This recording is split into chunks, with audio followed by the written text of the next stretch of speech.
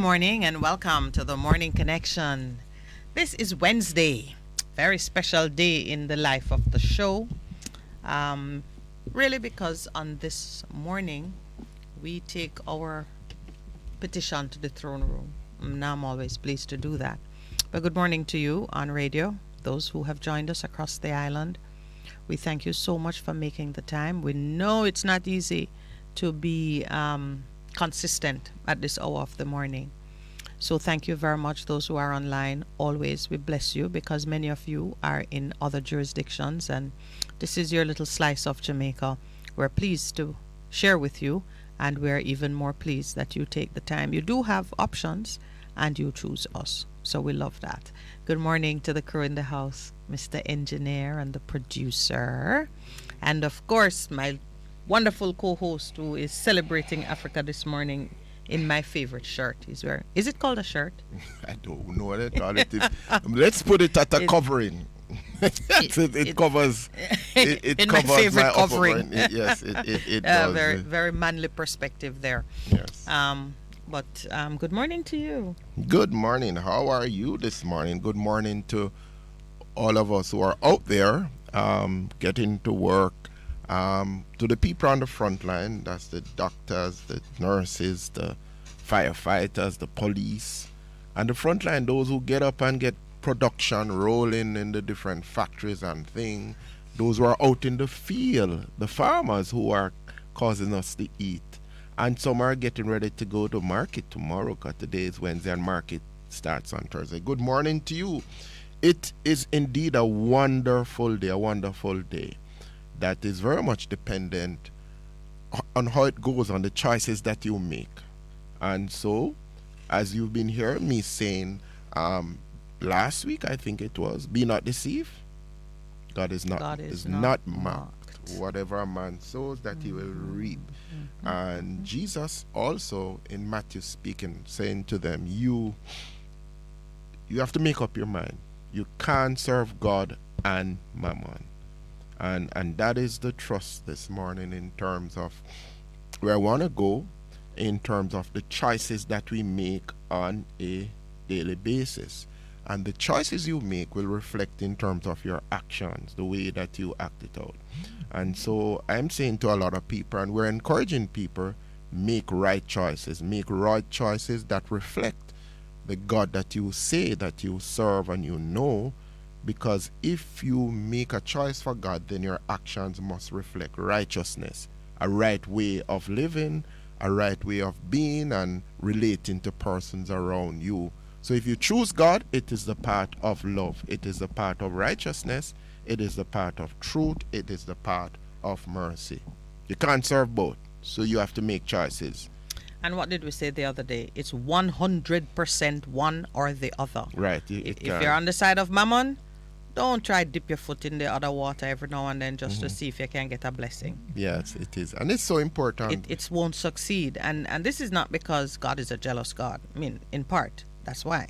But it's also because you who are double-minded will not succeed with a double-minded level of effort. So if you're in the path of mammon, just dedicate yourself and go on your ways until such time when you are willing to make that 100% commitment.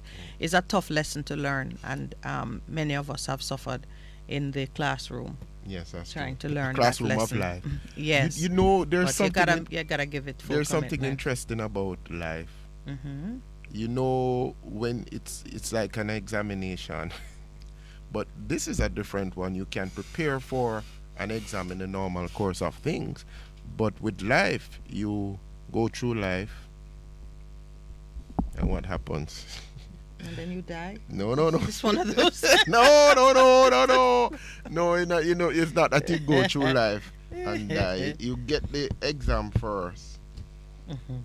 And I'm a bit confused in terms of my thoughts, just a moment. But it's a quote I'm trying to remember that somebody made in regards to life, that you do the exam and then you pass the test. You can't prepare for life. It's that life is a constant exam. It's a living test. It's a living test, yes. And Let's go with that. Yeah, Because yeah. we know that's what it is. Yeah, it's a and there are no living do-overs. Yes, you just There's no, what you used to call it at university? receipt or viva. When if Whatever. you're There was medical a word. school, There's in a my word that medical- you practically, it was as institutionalized in the process as the exams are. That you do a recit. Yeah, something. You know, recit so some or- people said, you know, I just like the exam is a test run and the recit is really where Yeah, I'm going to put my a effort. medical student get a viva, because if you did the exam Yeah. and you didn't pass and you just needed a little bit to make up, they'd give you a viva, so you could indeed get an opportunity to pass. Yeah, yeah. But we're saying the choices you make always reflect in what happens to you. So make good choices today. Choose God over mammon, and it will be Or let's say choose the path of righteousness. yes. Yeah. So that's what it is. All right. I'm excited for so many reasons. I am pretty much falling over myself deciding which to go first. But here goes, since the producer is standing. Today we're debuting our a promo that Kitties from the Ibilion Live It Up Fridays show.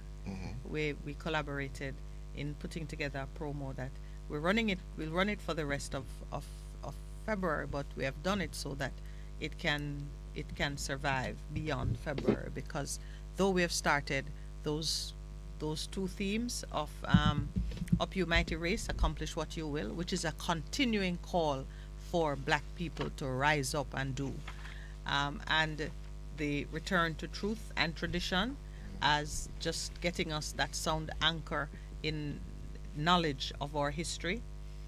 Those we launched for this month, Black History Month, but it will not just, we're not going to fold it up and put it away at the end of February. Oh, no. We're going to ride this one until the lessons are learned. So we've done 2 promos, which the producer has them already. They're ready, right?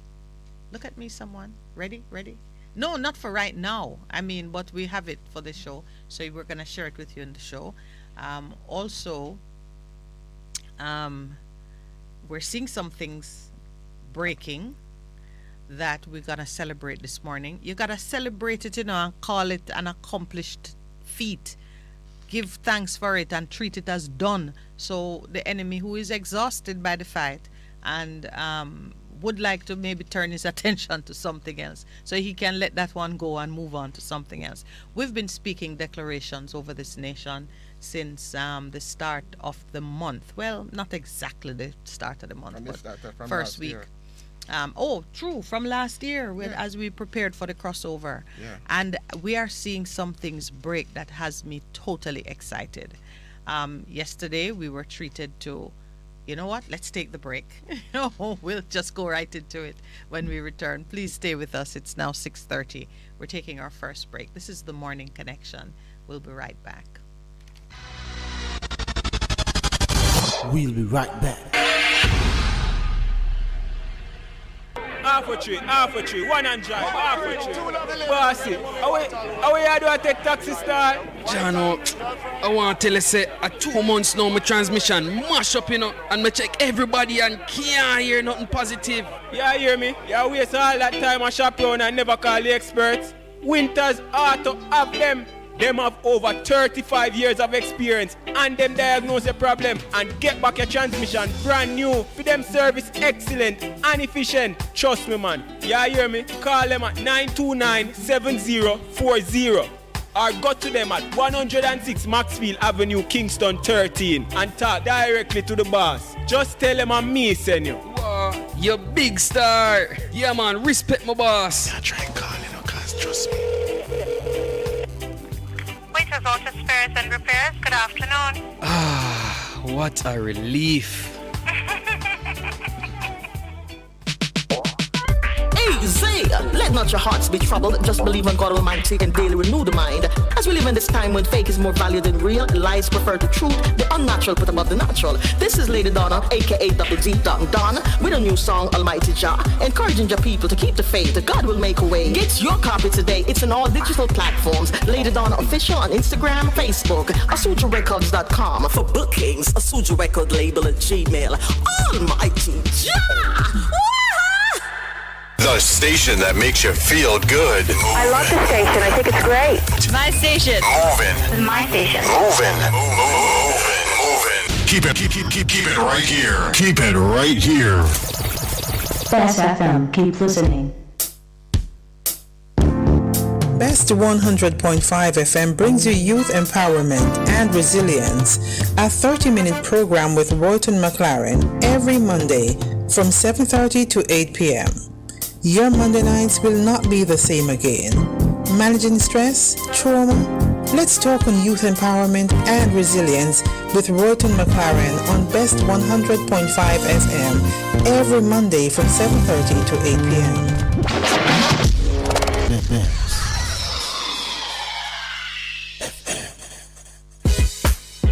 Veg Printers for all your printing needs. We specialize in calendars, flyers, brochures, and more. Call us today at 968-7506. That's 968-7506. Or visit us at 4 East Bloomsbury Road, off Haggard Park Road. Veg Printers, your best choice in printing. It's good, it's better, but nothing beats. Good morning and welcome back. Pastor Percy, would you like to share that joke? No. Suffice it to say, it is a joyful place this morning. Wow. But, so you want to know what we're celebrating? Yes. We're celebrating that our declarations, we're seeing the evidence of it. Yes. The front page this morning is, oops. We've been talking about corruption, crime and violence. And one headline says, "Tell all! Corruption watchdog seeks court order for First Global Bank and Barnita to unveil information on public officials. And then Gun Racket, Dalinon unveils firearm license corruption ring and FLA. But we're not going to just like gloss over it, you know. No, but it's a big deal. It's a big thing. It's a big deal. The Integrity Commission has asked the Supreme Court to order an investment firm and a commercial bank to release information on an undetermined number of public officials who are the subject of its investigations. This is not a new effort. Many of us certainly recall that it had been announced sometime in the past that there were 6 banks that were under investigation. Well, so far, without declaring it to be so, we have seen where, 6 financial institutions, let's say, because we see where Alliance made the headlines with the charges that were brought against the main players and the company, and we see how that is going. And we've really not seen or heard anything else. But now that it's made the headlines, we're seeing in the detail that letters went out from last year, from as far back as June 2021. And these letters were asking for certain information. Now, this is an area that I know very well from personal experience, because those who know the carousel story will recall that the Contractor General obtained from the National Commercial Bank certain banking documents which we say falsely represented an individual as the chairperson of the company. That person was never chairperson, officer, an official of the company, yet the Contractor General had in his possession documents which purported to say that was so, which he sent to the OUR. So not just one agency got it. It went to the OUR, and the OUR used it to accuse us of providing misleading information in the process of applying for our telecommunications licenses.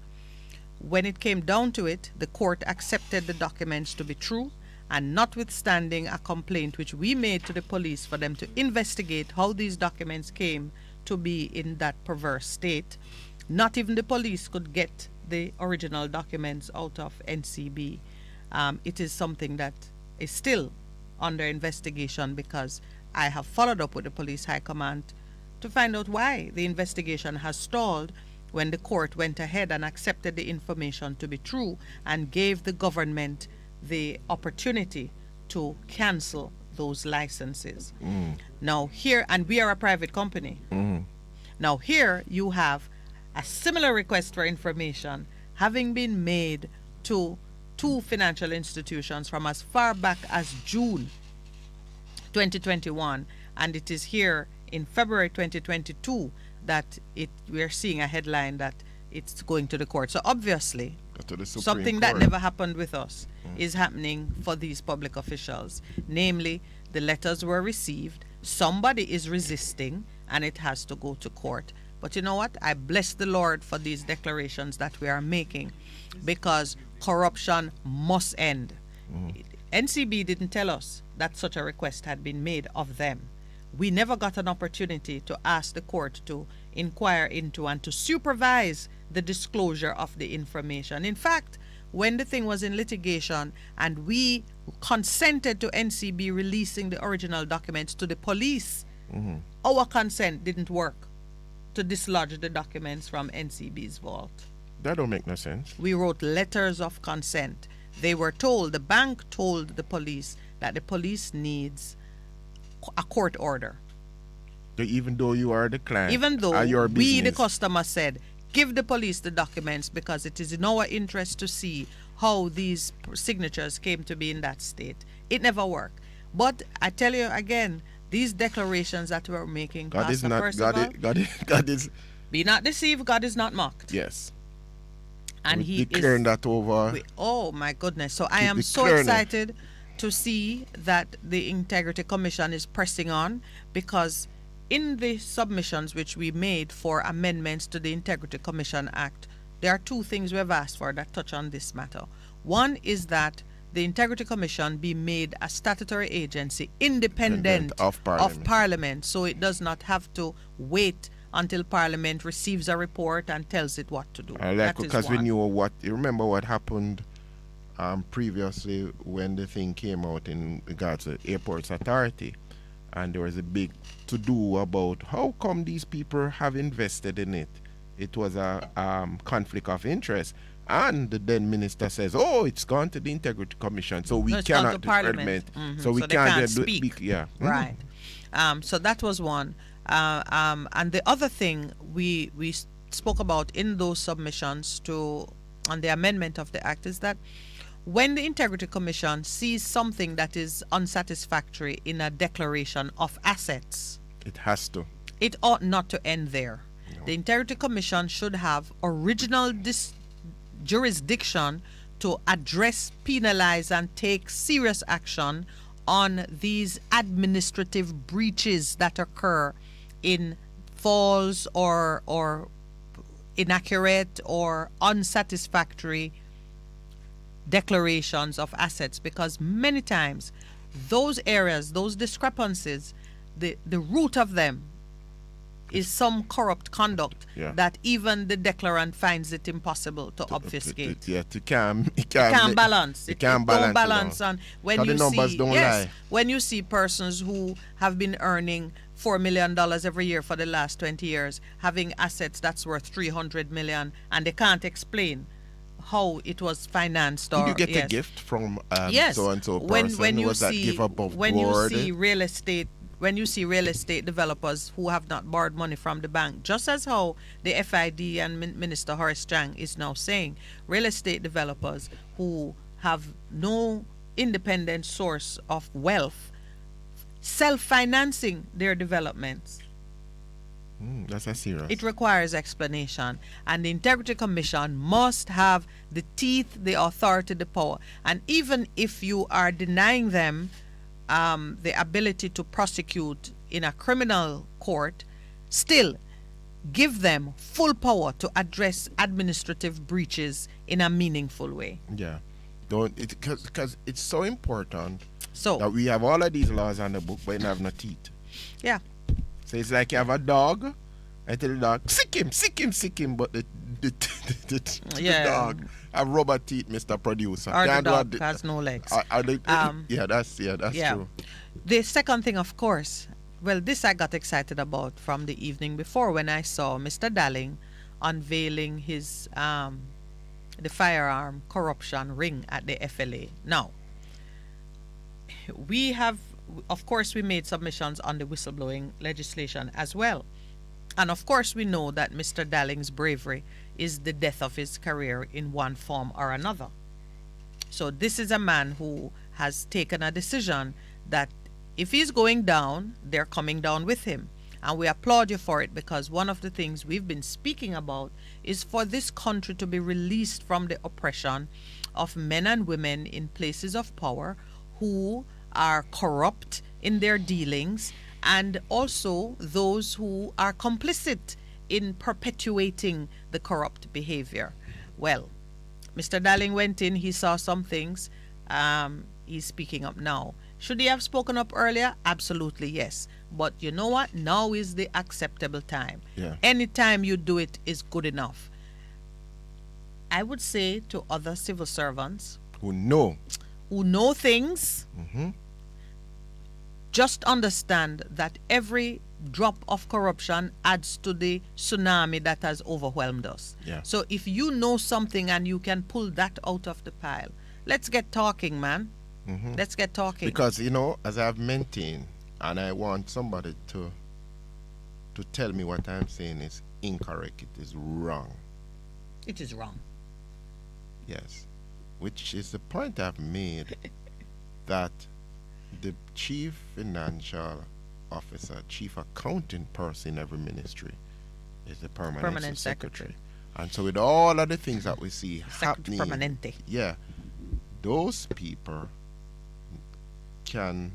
must say, no, man, you know, gotta speak up. Speak up. Whatever little bit you know. I know. No, this is wrong, and I dare say, because at the age that we are, some of these people are peers.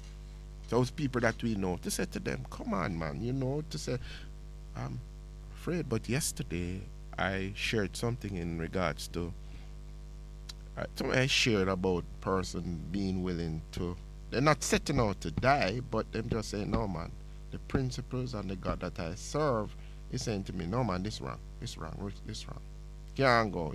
We cannot maintain the status quo because we are so afraid of what is there. So just an encouragement to them. With time come, as somebody said, for us to speak up. Every single act of courage, every single act of speaking the truth is chipping away at what you call it a tsunami, at this monolith of corruption that is just so widespread across all the sectors of our society. But you know what? You know the game Jenga? I've heard about it. You pile all these things, and then you pull one out, and you pull out, and you pull out, and there's the one that will bring it all down. You don't know if the information you have is that single piece that will bring it all down, no matter how big and overwhelming it looks. Each person who knows something, you never know if that piece, that little knowledge that you have, is the one that will make a difference for your country, for the future of this nation. Here's Mr. Dalling saying that between 2014 and 2017, more than 200 people with criminal convictions or adverse traces were granted firearm licenses. Adverse traces. Oh, God, don't I know that phrase? Were granted firearm licenses, and then he talks about some persons, an artist, a corporate area don, an ex-convict, and so on. Now, we've been talking about death sentence for people with gun offenses and so on and so forth. I'm gonna ask a question that you will recognize from the book of Esther. What do we do for the man who has done such a thing? I've changed up the question. We talk about death sentence for people with gun offenses, but what do we do for the people who put guns in the hands of persons who shouldn't have guns, legitimize their ownership and use of firearms? What do you do? Give them a death sentence too? I ask. And you such a gentleman. And you could come to that.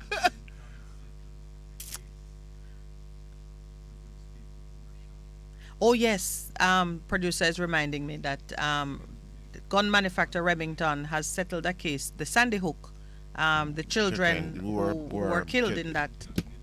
Yeah, 70 odd million US dollars from Remington to settle the claim of the families of the children who were killed. Yes. So here you have a board of directors and employees in the state-operated licensing authority who have put guns in the hands of people who, by any standard, should have been ineligible. In fact, Mr. Darling said that at least I heard him say on one occasion, the application had been rejected. So what happened? And the board, and actually, he specifically said that these the track record, the antecedents of these persons were all on file. So it's not as if the research hadn't been done and the police reports hadn't come in saying exactly who these persons were. But that's about Grace. Is that Grace? Is that Grace? Is that Grace? Yes. When persons are undeserving, but they get good treatment. So I am very pleased to see that the head of an agency where at the heart of all the agency that licenses firearms, and we're drowning under gun offenses. He has come out to say just how bad, how corrupt things were in that agency. I bless you, Mr. Darling. I pray for you that you remain strong and that you are protected in this because you're doing the right thing.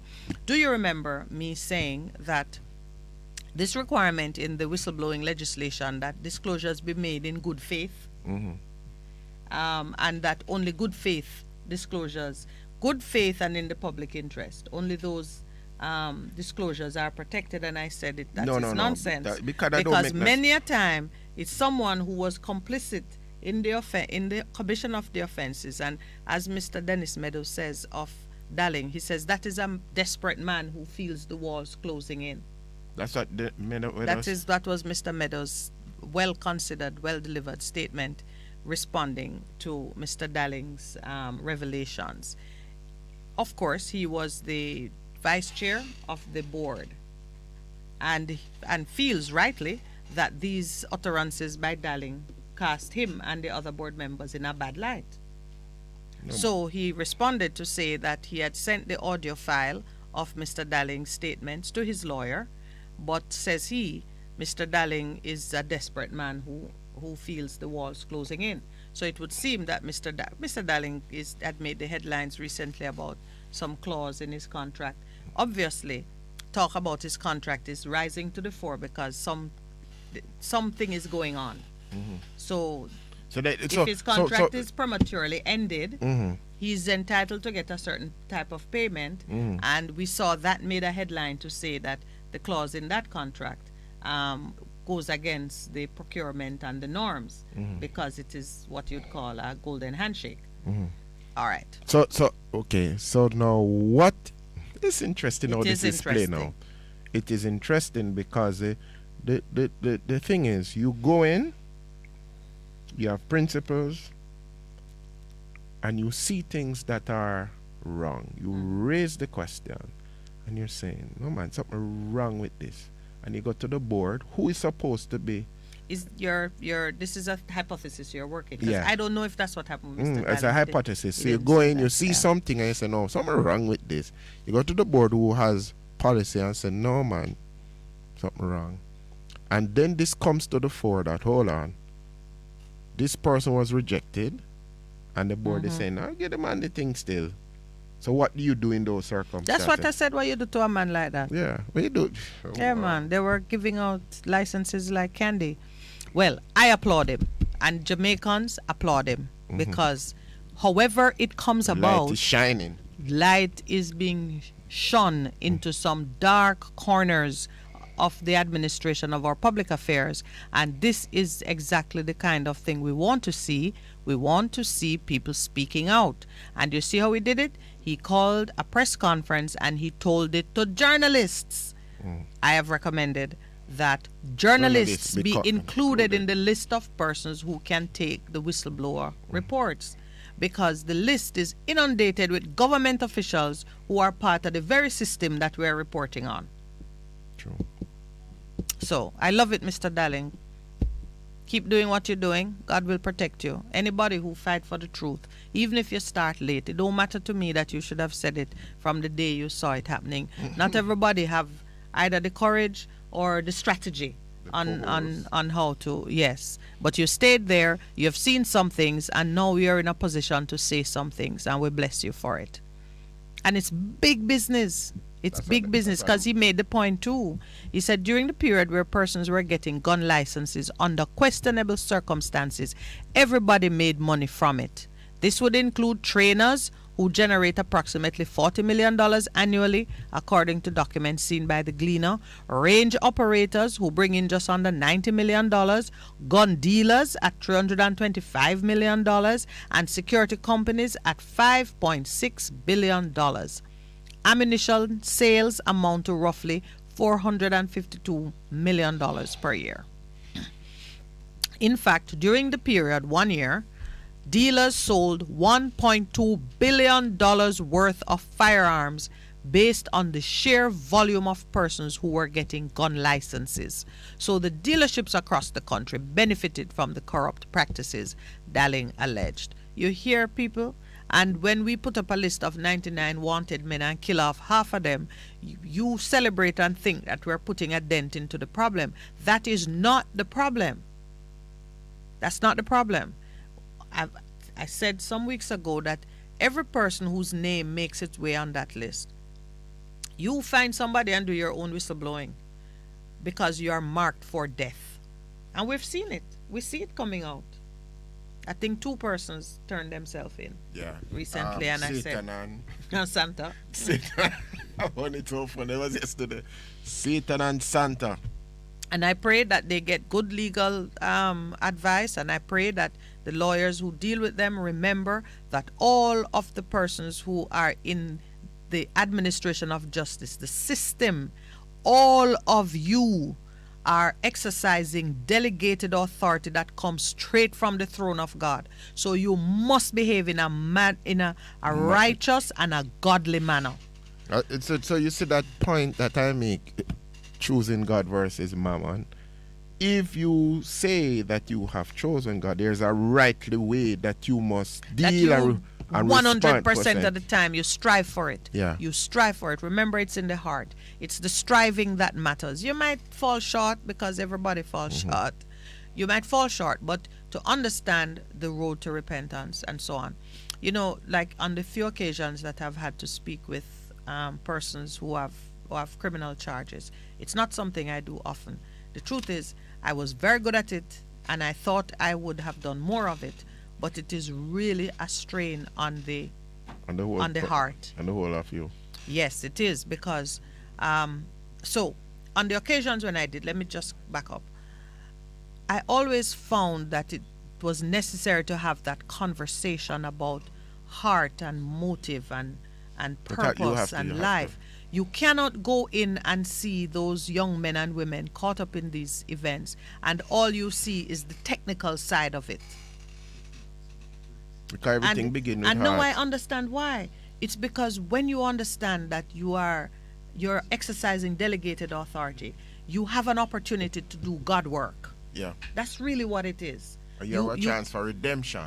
You have an opportunity to bring a life back in alignment with purpose. And we know of many stories. We don't talk about that in law school. I cannot tell you one occasion in my training as a lawyer where it was spoken of as regards bringing people back in alignment.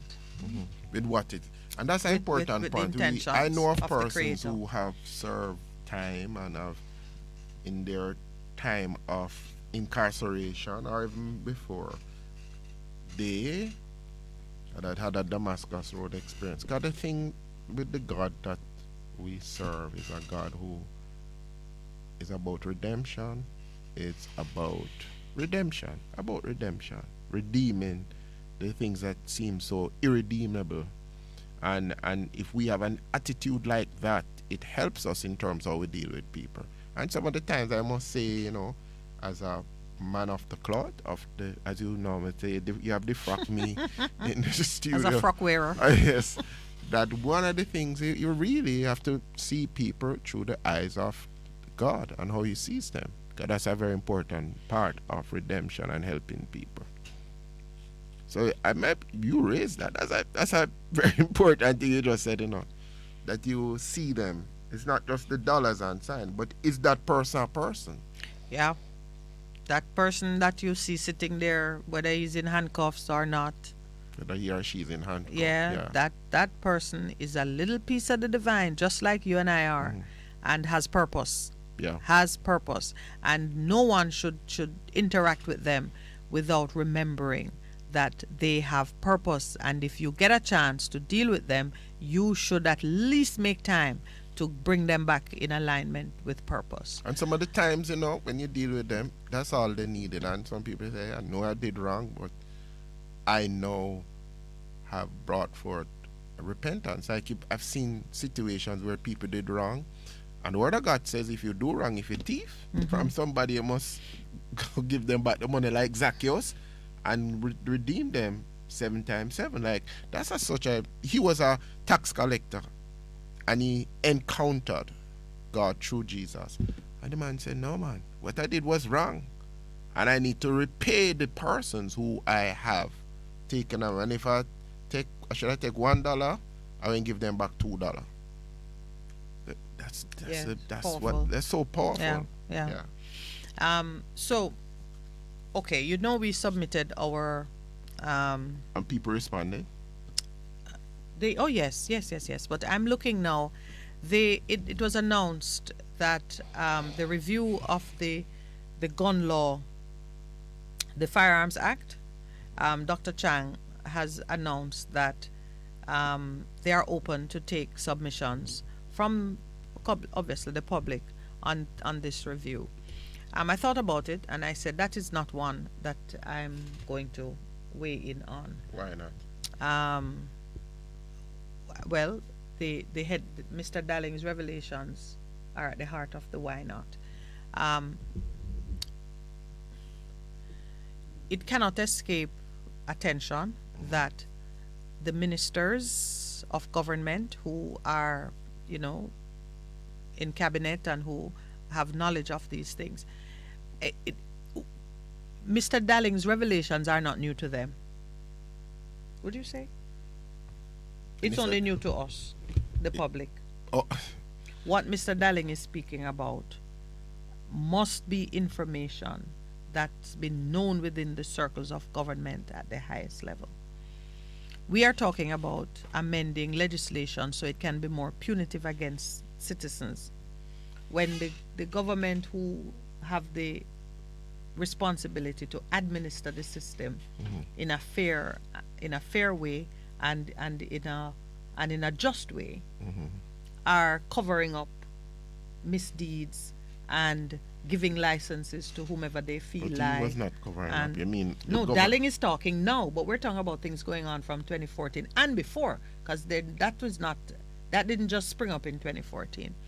I feel like this review of the firearm legislation is a red herring. I think the work that needs to be done is on the administrative side of justice. Yeah. So this the administration of how you give licenses and what you do and so on. So I will. Yeah, but this is focusing. So this one I'm not interested in. This one is focusing on the illegal ones. Isn't that what it is? Because with the review. Yeah, but I'm saying that the danger is not the illegal one. This is to penalize citizens some more. I'm not as interested in that as I am in what they do about the administration of what is happening with the FLA. It's time for us to take our break. Let's take our break and then we can come back. We'll be right back.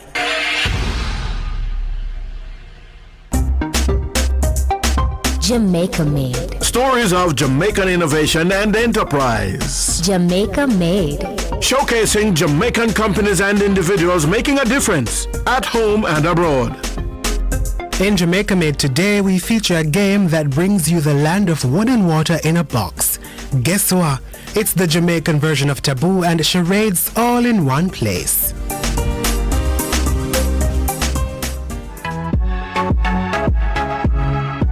If you're a fan of the guessing games Taboo and Charades, then you'll be interested in the yard version called Guess What. The game is a combination of the two games and is a product of Inspired by Jaden, IBJ, the company founded by Jamaican gamer Patrice Johnson. Miss Johnson says her son Jaden, who is on the autism spectrum, was her biggest inspiration behind the launch of the game in 2020.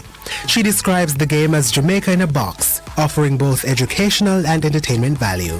Because of COVID as well, a lot of Jamaicans have not, especially the diaspora, they have not been able to come to the island, especially during the Christmas and the summer. So most of the categories in there have up-to-date current slangs, cultural expressions, cultural landmarks. So it's like a taste them getting, since them can't come to Jamaica, come get it. The game comes with authentic Jamaican pieces, including a Dutch pot buzzer and a rooster timer. A 2-colored dice, scoreboard, and 2 decks of cards are also included. The green deck means action only, while the yellow deck allows verbal communication. You'll need 2 teams to play, and as much as 13 persons can play all together. If you choose an odd number, the odd person becomes the what left, with the ability to answer clues from both sides, but they cannot participate in giving out clues. How the game is played, the dice is thrown. You load up the easel with the 2 decks of cards. So if it lands on green, you go to the do it, and if it lands on yellow, you go to the say it. The number that the dice falls on gives you the additional seconds on the chicken timer. So if it lands on green 5, you have 65 seconds to give your teammates clues. Similarly, if it lands on yellow 6, you have 66 seconds to give your teammates the clues to go through the state pack. The buzzer, like the other guessing games, is to be used when the clue giver says a word on the card. The game can be played by anyone 6 years and above, and Miss Johnson believes it can help to strengthen family ties. What you find is that a lot of persons tend to live on the smartphones. They don't have much interaction. It's like the phones have replaced quality time in a lot of families. So this is something that will actually draw persons together to create that synergy, that homely family-like synergy. Similarly, it's a safe way to enjoy yourself. Because of COVID, a lot of persons are on lockdown. You can be in a private setting with a game like this and still have just as much fun as if you went on the road to a pub and all the likes of all of those stuff. You can create entertainment around this game. She also expects sales to help to stimulate Jamaica's economic recovery. The cost of the game ranges from $7,500 to $8,500 Jamaican dollars across local distribution outlets including Carbies, Fontana Waterloo, Things Jamaican, Devon House, and Clinic Care in Montego Bay.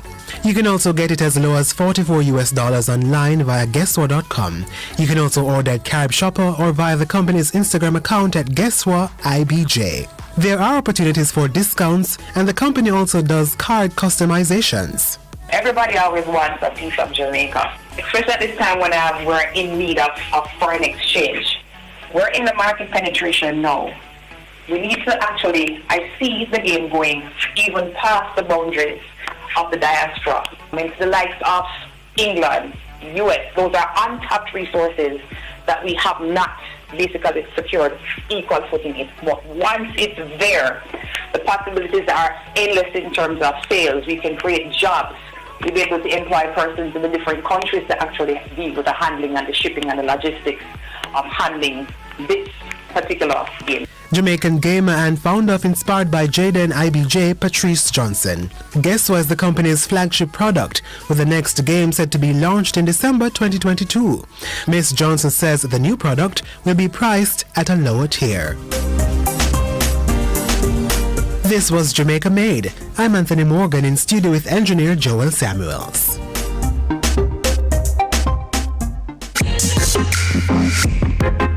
A production of the Jamaica Information Service, the voice of Jamaica. The station that makes you feel good. I love the station. I think it's great. My station. Moving. My station. Moving. Moving. Keep it right here. Keep it right here. Bess FM. Keep listening. What should a taxi service do for you? On-Time Taxi Service is more than just a ride to the other side of town. They offer clean and spacious vehicles, reliable service, and promise to always look out for their customers. They'll come when you call and take you where you want to go on time. From anywhere at all. You can call us at 926 636-3866. We are something special on the road. Live the life. Respect the music. And keep your radio locked in. Best 100 FM. The Morning Connection is pleased to join hearts and hands with the other members of the Best FM family to celebrate Black History Month. We have chosen to promote the strength and resilience of our people by echoing the call of Marcus Garvey for this mighty race to arise in power and perform the outstanding exploits which is our birthright. We are indomitable, courageous, and innovative, but we need to encourage and build each other into a unified force. Join us in our discussions, presentations, and cultural explorations as we examine the truths and traditions of our race in an effort to strengthen us in meeting the challenges of today. Up you mighty race, accomplish what you will. Let's return to truth and traditions, right here on Best 100 FM, bringing it to you truthfully.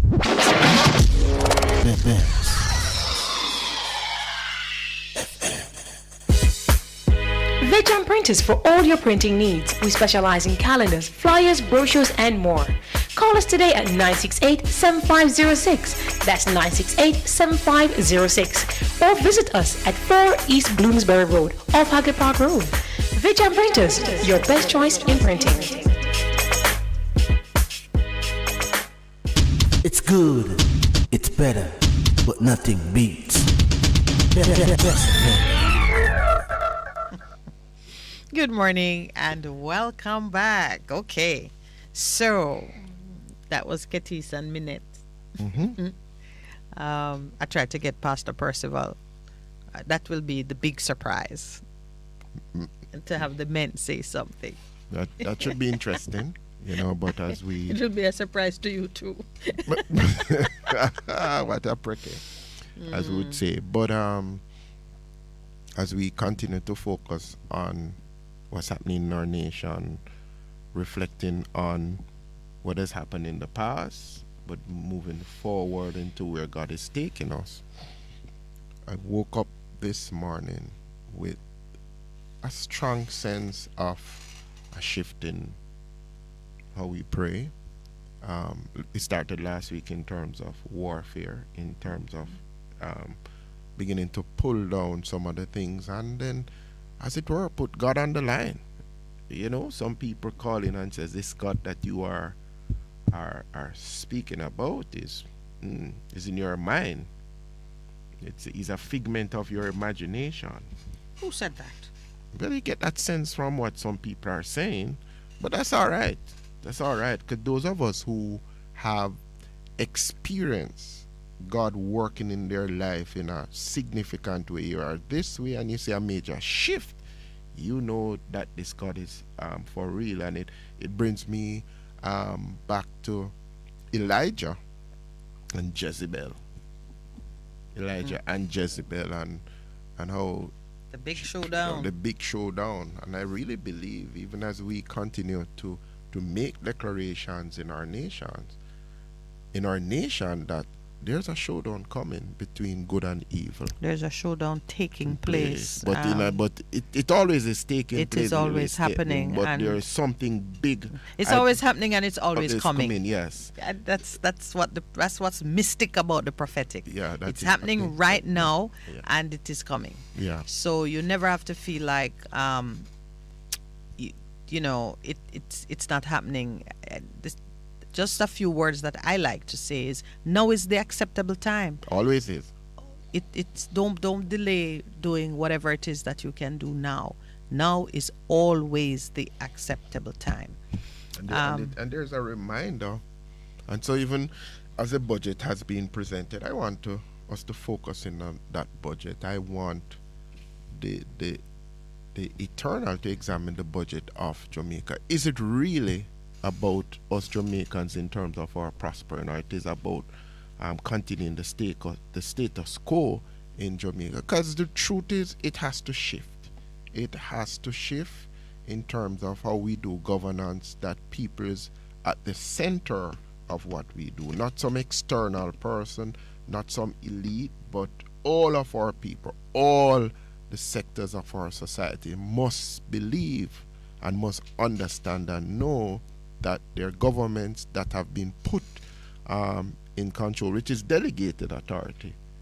They need to understand that is delegated authority. And so what you do is a reflection of who God is. And if you're doing wrongly, then God will remove you, as he's done in the past with those who have decided, hey, I've done all of this. And we often speak about virtue. Remember that from the Machiavellian Prince Machiavelli. We need to shift that. There needs to be a shift. So we mention it all the time, but let's just give a proper reminder of it. In The Prince, Machiavelli made the point that when you are looking at preservation of state power, it is important to note that the appearance of virtue is more valuable, more useful, more compelling than the virtue itself.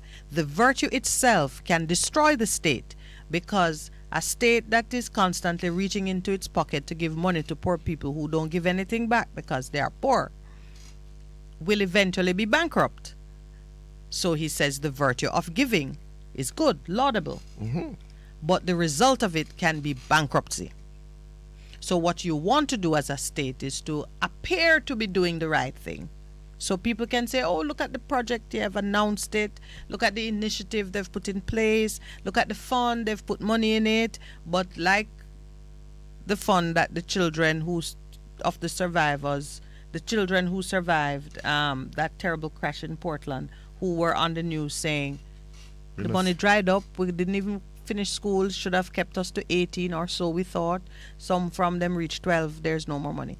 And then you hear the parish council saying, well, the money was a limited sum, and when it ran out, there was no more to give. So you had the appearance of virtue at the time when these announcements were being made and people were getting the good vibe and the credit for being charitable or for being caring. It seemed like they were doing a good thing. And then as time unfolded, you realized that it was only the appearance of it. The children were suffering. The needs weren't met. And right today they are complaining. And there's a balance in it. We are not pushing or advocating that there not be prudence in terms of how we do stuff. But it must begin with our motivation. Why are we doing this? Why are we doing this? Or the commitment to do it well. Yes. Because it's a continuing commitment. Yeah. It's not just to grab the headline on day one. Yeah. And then 5 years later, that's when the need really arises, you can't be found. So it's a realignment of principles, of motivation, that it is sustained, because God has given us rulership of the earth and said, be fruitful and multiply and replenish. Be fruitful and multiply. So built in that sustainability, yes, it must be able to sustain. So what you're doing, if it is not sustained, you're going to have a problem. And so that's where I'm at. I'm saying, let God arise and let his enemies be scattered. Yeah, fire goes before him and burns up all his enemies. You called to mind Elijah and Jezebel, the prophets of Baal. I think you were starting at that stage where the true God is the God who answers by fire. Yeah. And you said, we're putting God on the line, meaning we are calling on him to manifest his goodness. So those who are saying, who is this God of whom you speak? Well, he will manifest, and he will manifest not just in the big time, but in your situation. In your situation. That's he will give saying. You the personal experience that you desire. Yesterday, one of the callers had entered into a dialogue with you about the return of Christ. And he stated that it is his belief that Christ returned in the person of Haile Selassie, or Haile Selassie. How is it pronounced? I get confused. Yeah, but and you were entering into a discussion on it, setting up your faith against his faith, and I intervened and I spoke about freedom, the freedom.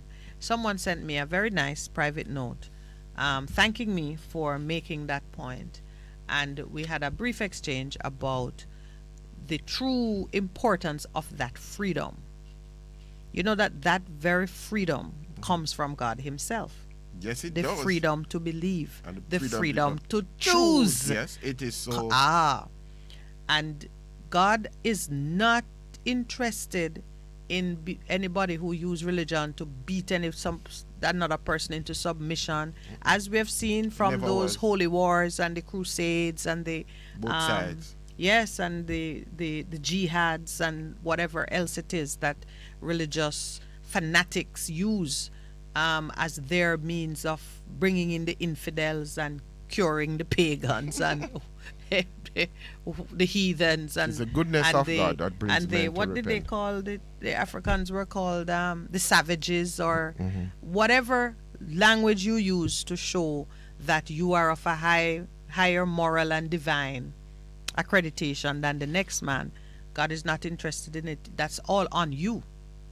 All the persons who believe that the weight of their belief should be used to crush others into submission, God is not interested in that kind of submission. We must come to Him willingly with knowledge. It's like consent, is informed consent. That's what it is. Yes, in all things. Unless you get that unequivocal yes, yes, yes, yes, I desire it greatly. And that's why, he plays hard to get. When He's ready, He says, you got to seek me with all your heart and all your mind and all your soul.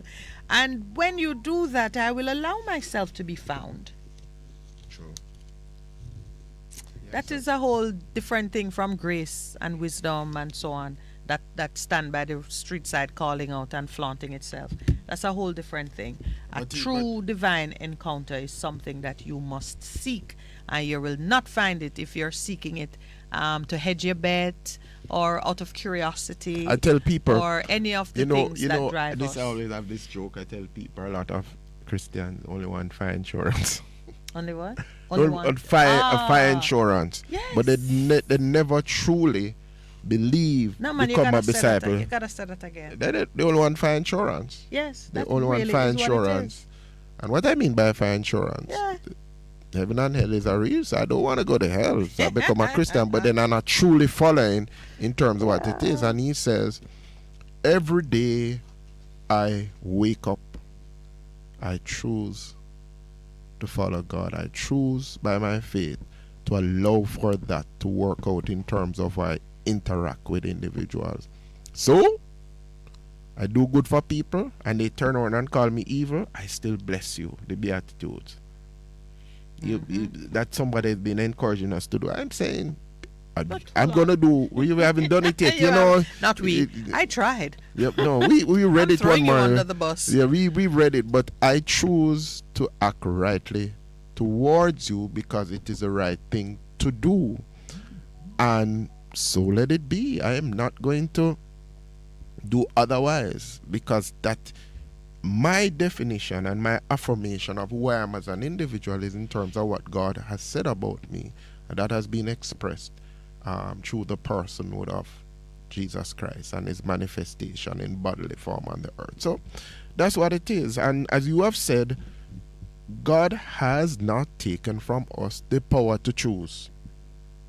So you choose to believe what you believe in, and you must believe in it with all your heart for it to work for you. If you do, it will work for you. But He says, consider me. Consider me. Filled with infinite love, wisdom, grace, the source of all things. Why choose my cousin, my brother, my created thing, when you could choose me? And the way I stay, I tell you, I couldn't be otherwise than God-fearing, because I always want the best. I always want, the first time I go in an airplane and walk through a section and my seat was, I'm like, so what happened to those seats at the front? I see. You passed through first class. The first time I entered a plane and walked through the first class cabin and my seat was not in that cabin, I said, why am I not sitting here? Sitting there? Yeah. Okay. And after that, I set my course, because if there is a place that is better, well appointed, that is my place. And I just need to know, what do I need to do in order to be there? Absolutely. Now, of course, we're not going to do anything to get there. Okay, well, you've qualified it. You've qualified it. But so if I could worship the moon and the star and the thing, and I want to know who made those things. And that's the man I want. So that's just a little insight, and that is really what God says to us. He says, just look above all the different things, find me. When you look in the right way, you'll find me. So like you, I woke up with something in the spirit. I mean, aside from the general excitement created by Mr. Dalling's announcements, which, understand this, because you know we're always biblical somewhere in the mix. Do you remember how this is another wartime story, Bible story? The lepers who were outside the camp, and the city was under siege, and the enemy was camped outside the gates, just waiting on everybody to break. And they must say, under siege. It's another Elijah story. If I stay out here, I'm gonna die. If I go in there, who knows? Who knows? And if they killed me in there, at least I would have tried to get something. And when they went into the camp, they discovered that God had thrown confusion amongst the enemy, and the enemy had bolted in the middle of the night, leaving everything. So I say to you, when I see confusion in the enemy camp, which is the other side of what's happening with Mr. Dalling, he's speaking out. He's going against the grain, and he's speaking out. Not on the first day he took up the job and realized that he's in a madhouse. He's been there for a while, contract renewed. So he's speaking out. And when I see confusion, we shall see more of it and more of it and more of it. And I beg you, those of you who can be a part of it, stiffen up your spine, strengthen your back, get into it, because if we work together, we can pull it down. A unified force. That's what I said in our we need to strengthen each other and become a unified force for the good of this nation. And the unified force will be doing different things that is moving, dealing with different things in the society and so on. That's what we're talking about. That's how it, right. We should probably take your song as we go into the yes, but I want to share a little bit about grace, because that was what was in my I'm going to just share something before we go into worship. Cheap grace is the deadly enemy of our church. We are fighting today for costly grace. Cheap grace means grace sold on the market like cheap jack wares. The sacraments, the forgiveness of sin, and the consolations of religion are thrown away at cut prices. Grace is represented as the church's inexhaustible treasury, from which she showers blessings with generous hands without asking questions or fixing limits. Grace without price, grace without cost. The essence of grace, we suppose, is that the account has been paid in advance, and because it has been paid, everything can be had for nothing. Since the cost was infinite, the possibilities of using and spending it are infinite. What would grace be if it were not cheap? Cheap grace means grace as a doctrine, a principle, a system. It means forgiveness of sins proclaimed as a general truth, the love of God taught as the Christian conception of God. An intellectual assent to that idea is held to be of itself sufficient to secure the remission of sins. The church which holds the correct doctrine of grace has, it is supposed, a part of that grace. In such a church, the world finds a cheap covering for its sins. No contrition is required, still less any real desire to be delivered from sin. Cheap grace, therefore, amounts to a denial of the living Word of God. In fact, a denial of the incarnation of the Word of God. Cheap grace means the justification of sin without the justification of the sinner.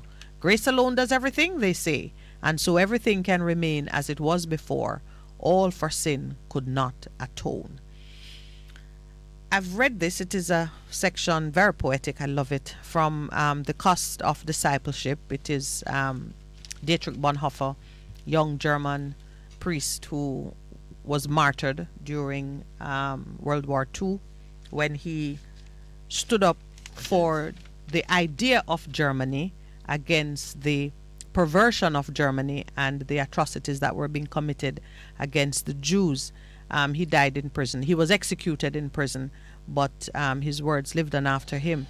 And he, in those moments, knowing that whilst that he was marked for death, continued to serve and to minister to both Jews and even the guards in the prison, right up until the time of his death. And he was considering this grace of which all Christians speak comes at a cost. And he says there's a cheap version of it that the church honors and glorifies and dispenses, where you can just say your prayer, ask for forgiveness. God has, your debt has been paid in full in advance, and you have unconditional love. Therefore, you can constantly draw from this inexhaustible account and do anything. And many of you call and say, what is the church doing and how is the church? And all of us are concerned that the church is not reflecting the supernatural power and glory of God. And in Dietrich Bonhoeffer's word, it is because this cheap grace, this grace without cost, is what has preoccupied us and moved us away from truly laying things of value on the line, so that the grace of God that we enjoy can in fact sustain us and allow us to do the all things which the Apostle Paul spoke about. I can do all things through Christ who strengthens me. This is the grace that we desire, the grace that puts it on the line. The costly grace is the treasure hidden in the field. For the sake of it, a man will gladly go and sell all that he has. It is the pearl of great price to buy, which the merchant will sell all his goods. It is the kingly rule of Christ, for whose sake a man will pluck out the eye which causes him to stumble. It is the call of Jesus Christ at which the disciple leaves his nets and follows him. Costly grace is the gospel which must be sought again and again, the gift which must be asked for, the door at which a man must knock. Such grace is costly because it calls us to follow, and it is grace because it calls us to follow Christ. It is costly because it costs a man his life, like the man you spoke of from in the Cali, Colombia story. Cost him his life. And it is grace because it gives a man the only true life. It is costly because it condemns sin. And it is grace because it justifies the sinner. All right. So the important thing is, and you hear me say it all the time, the faith you have must turn itself into action in terms of what you deal.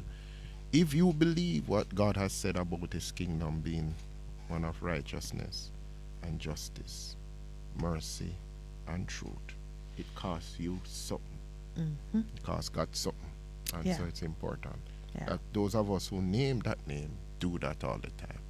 So we'll come back with the opening song, and then we'll go and bring our nation before God. We'll be right back.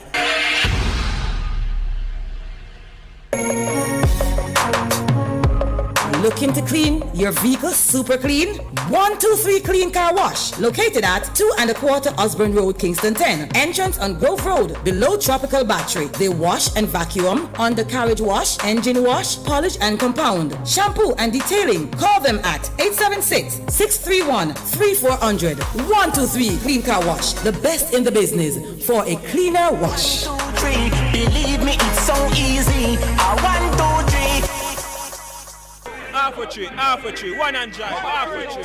Bossy, how you do I take taxi style? Jano, I want to tell you, say, 2 months now, my transmission mash up, and I check everybody and can't hear nothing positive. Yeah, hear me? You waste all that time I shop around and never call the experts.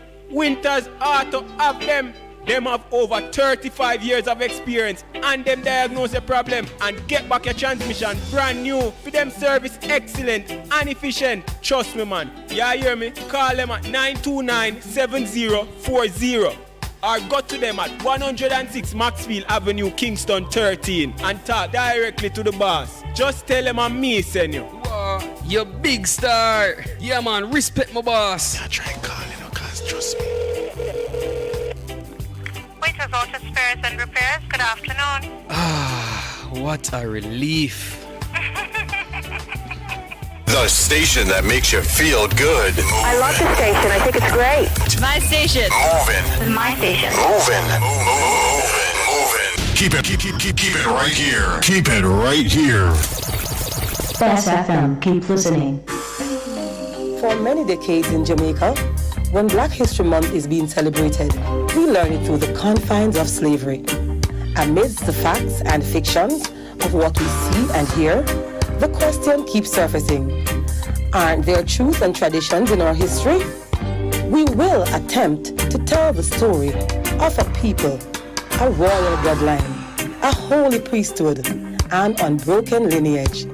We will share with you our truthful story on Bess 100 FM. Up you mighty race, accomplish what you will.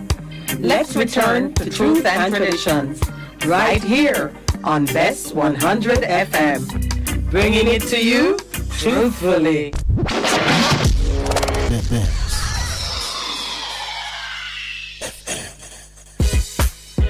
Veg Printers for all your printing needs. We specialize in calendars, flyers, brochures, and more.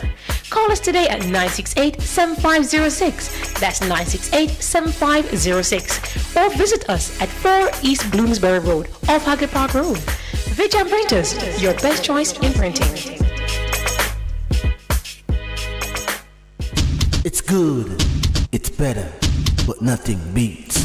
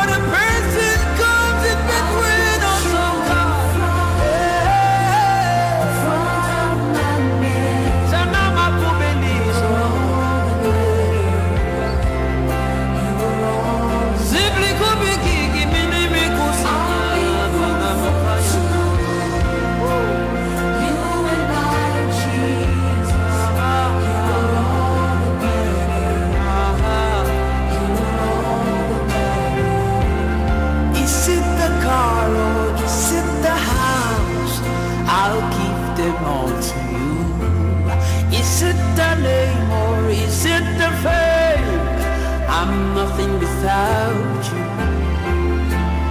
What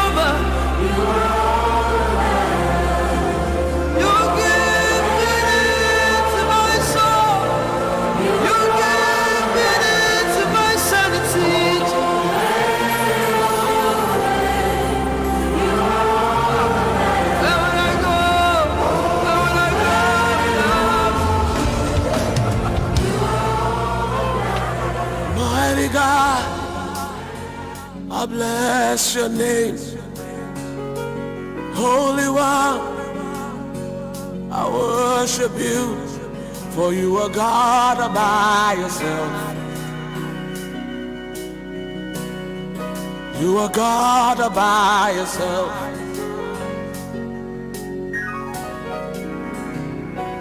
Age to age, you're still the same. All creation will shout your name, for you are God all by yourself. Oh God, you are God all by yourself. Oh, for who you are, I bless your name. Oh God, for who you are, I worship you, for you are God all by yourself. Oh God, you're God all by yourself. Hey, for who you are, I bless your name. For who you are, I worship you. You are God all by yourself. You are God all by yourself.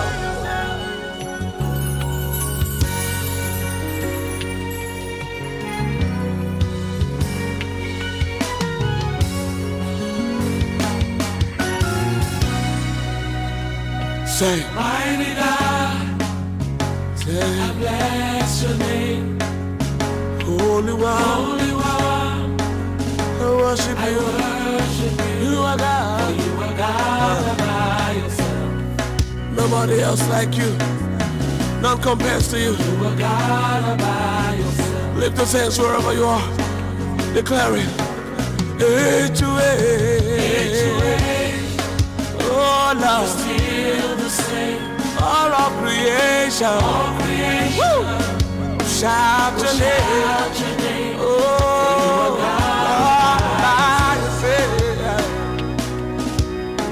oh Lord, oh Lord, oh Lord, oh Lord, oh Lord, who you are, woo, I bless your name.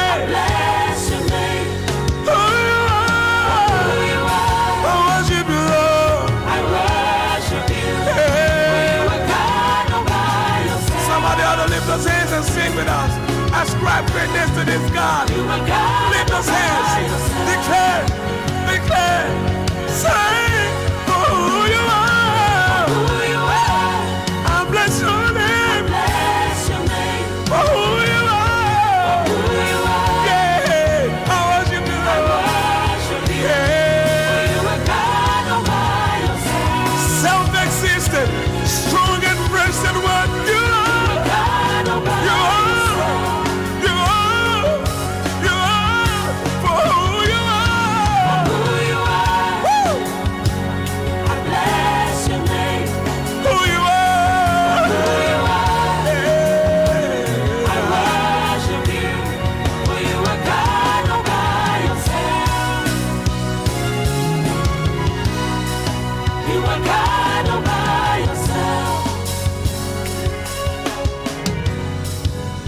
I worship you, oh God, from the bottom of my heart.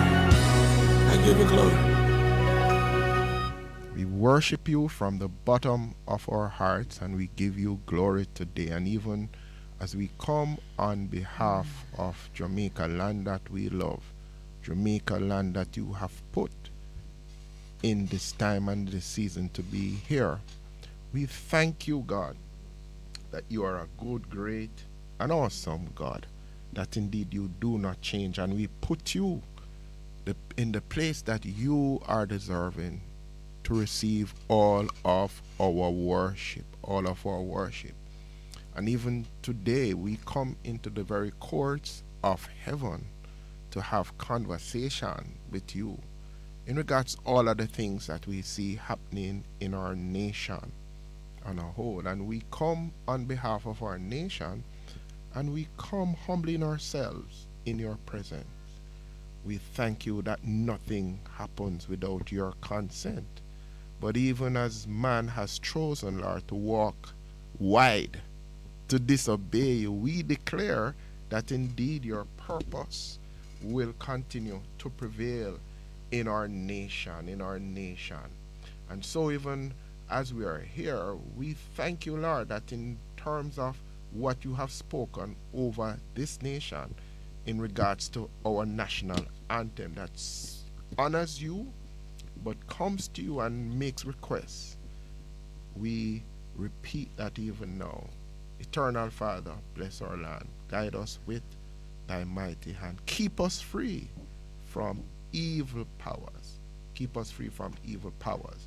And for the evil powers that would seek to overtake this nation in terms of the strongholds in our nation, remember that even with the prayers that we have said, that even when Daniel prayed, you gave the answer instantaneously. But there was a war going on in the heavenlies, and we can declare over Jamaica that this war has been won on our behalf by the nation, the angels that you have released to protect us. So even this morning we declare, let God arise and let his enemies be scattered. Let God arise in this nation. Let his enemies be scattered. And we declare that a fire, Lord, is going ahead of you, that is going to the very root of crime and violence, in terms of the gun violence, in terms of the corruption in this nation. God, arise on our behalf. We know that our help cometh from you only, and even now we agree with you, and we continue to make declarations that indeed the hearts of the king is in your hand. And we declare this sentence by the decree of the heavenly watchers. The decision is by the word of the holy ones, to the intent that the living in Jamaica may know that the Most High rules the kingdom of mankind and gives it to whoever he will, and sets over it the humblest and the lowest of men. So we declare over this nation today that leaders are arising, leaders who will understand that they are delegated authority to rule with justice and righteousness, to rule with mercy and with truth. And we continue to declare, even as we give you thanks for what you're doing in the different pillars of the society in terms of justice and government and the economy. You are exposing, you are sending your searchlight and are exposing. And we declare, as we normally do, we would decree and we declare that no longer shall the princes and leaders of this land abuse and oppress the people. We decree and we declare a time of freedom, empowerment, and prosperity for the people, a season of outstanding achievement. We decree and we declare that the administration of justice in every sphere of life shall be freed from the limitations of cynical and unbelieving men and women, and that justice shall indeed flow like living waters from the throne of God into the bellies of every man and woman. So shall it be. And we continue to declare in terms of our country that the back of this pestilence is broken. COVID is destroyed. That's even already now. done. Yes. And we continue to give you thanks for what you are doing. We declare and decree that people of good conscience are rising up in this nation. We decree and declare in the 60th year of our independence that we'll have 60 projects across this nation that are coming together, that men are seeking to empower themselves and to bring about change. We decree and we continue to declare that men's hearts are changing. We are decreeing and declaring that indeed men in this nation will honor you as God, and indeed because they are honoring you as God, that they will love their neighbor as themselves. We see that change breaking forth across every community, from the east to the west, the north to the south, from Negril Point to Moran Point. And we are continuing to declare that people understand that they have a responsibility in terms of taking personal responsibility for their lives, for their communities, for this nation, that indeed a tsunami of change is sweeping, that the political systems of the past that have failed the people are being destroyed, that indeed Jamaicans are rising up and taking their place in this society. We are decreeing and declaring that in regards to our educational system, a new one is coming out that will deal with the education of our youth from in the cradle, kindergarten, primary, high school, that indeed it is equipping and empowering our young people not to look for work, but to create work. That a new level of innovation and change is happening in our nation, which will flow into our nation in terms of causing us to be prosperous, thriving, a loving nation that cares for each other. So we thank you, God, for what you have done and for what you'll continue to do. Because indeed we are declaring there's no God like you. There's no God like our Jehovah. And he's coming and he's changing, but we are working in tandem with you, serving each other, taking personal responsibility to bring about change. And even now we send a searchlight on this new budget. Go to the heart. Remove the seeds of corruption in this budget even now, of politicizing as people prepare for elections. That indeed at the heart of this budget, it's about empowerment, it's about improved prosperity and thriving in our nation. That indeed, again, we declare that cynical men will not use the resources of this nation to build a legacy that is not for our people. We declare, Lord, that this is happening, that change is coming, that indeed the princes of this nation, in religion, in government, politics, industry and commerce, education, justice, are understanding that they are the delegated persons responsible for causing Jamaica, land we love, to play her part in advancing the welfare of the whole human race. It is so.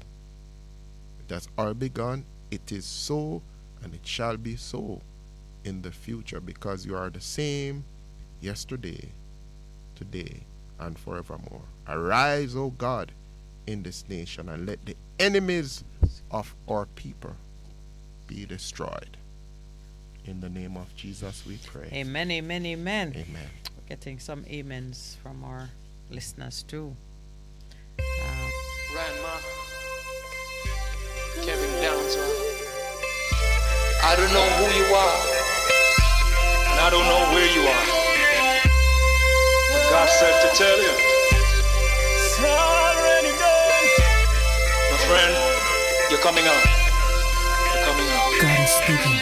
I see you wondering in the midst of your adversity. God is speaking.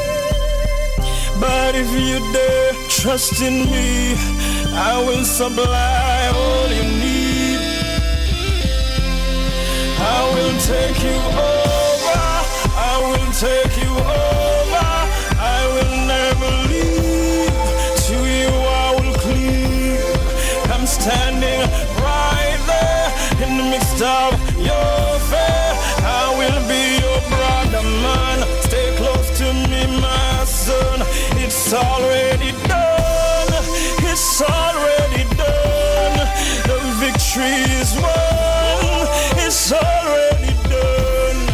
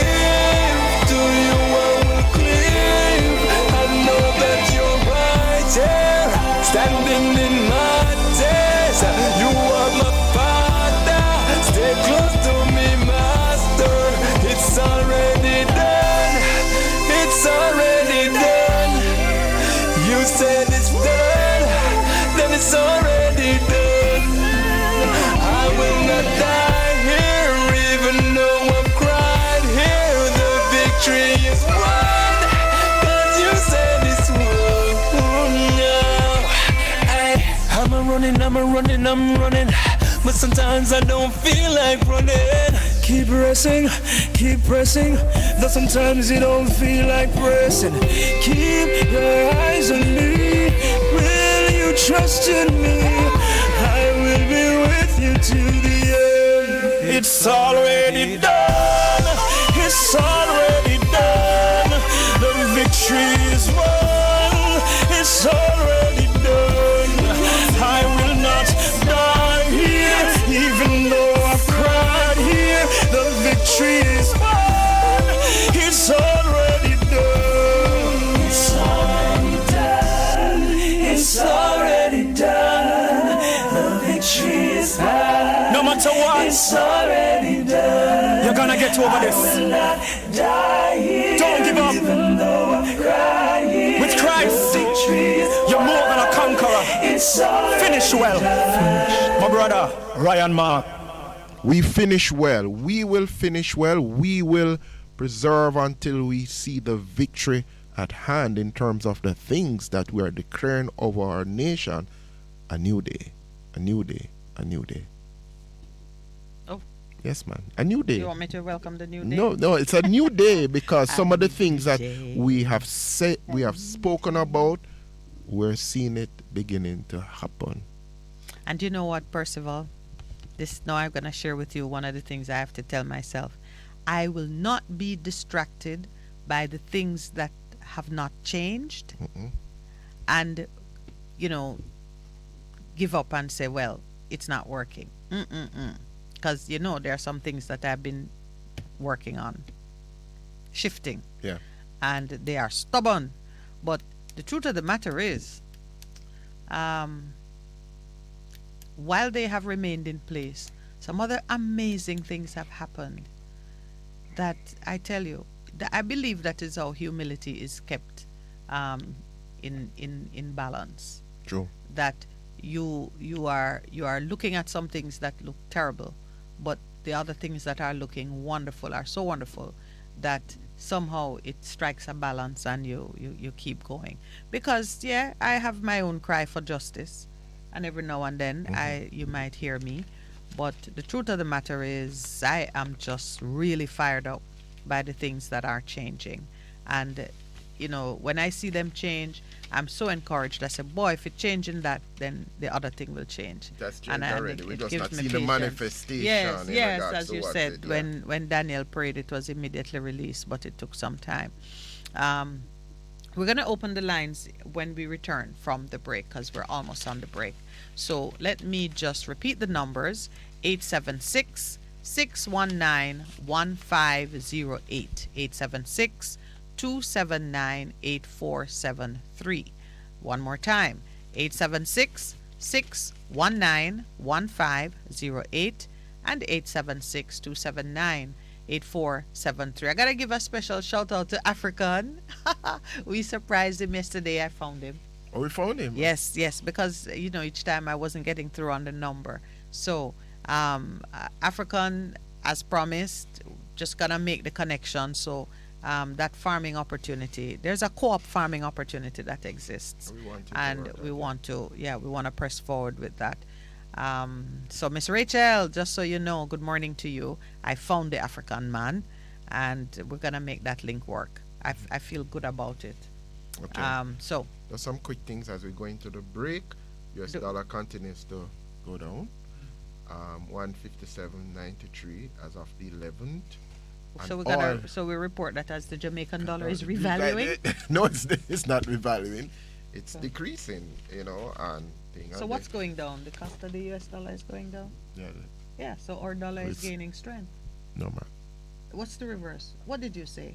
I'm saying the cost of the Jamaican dollars that we need to take to purchase a US dollar has gone up, which means that our dollar has gone down. Okay. In value. You said US dollar is going down. Oh, sorry. Yes, sorry. I was doing a small celebration. No, man, it's not. And then, every little thing helps. Yeah, and then the Jamaican, Olympics going on. All right, it's time for the break. When we come back, we can do justice to some of those things require more than just, a brief mention. So please stay with us. We'll be right back.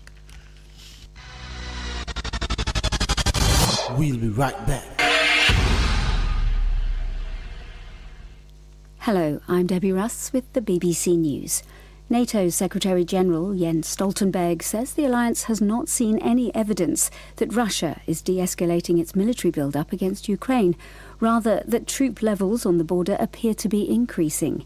He was speaking shortly after the Russian Defense Ministry said some units were returning to their bases after exercises in Crimea. Mr. Stoltenberg said the message from Moscow that it was still open to diplomacy was grounds for cautious optimism. It remains to be seen whether there is a Russian withdrawal. We are, of course, monitoring very closely what Russia does. What we see is that they have increased the number of troops and more troops are on their way. So far, no de-escalation. But of course, we hear also the messages about diplomacy and we are ready to engage in diplomatic efforts with Russia. The European Union's highest court has ruled that the EU can reduce funding for member states found to have breached certain democratic standards. Judges at the European Court of Justice dismissed a challenge by Poland and Hungary, which argued that what's known as the conditionality mechanism has no legal basis. The European Commission President, Ursula von der Leyen, welcomed the ruling, saying the Commission would issue guidelines about how it will apply the mechanism. Poland called the decision an attack on its sovereignty, and the Hungarian Justice Minister accused Brussels of abusing its power. Ursula von der Leyen has insisted that the EU's gas supply is safe for this winter, despite the current crisis.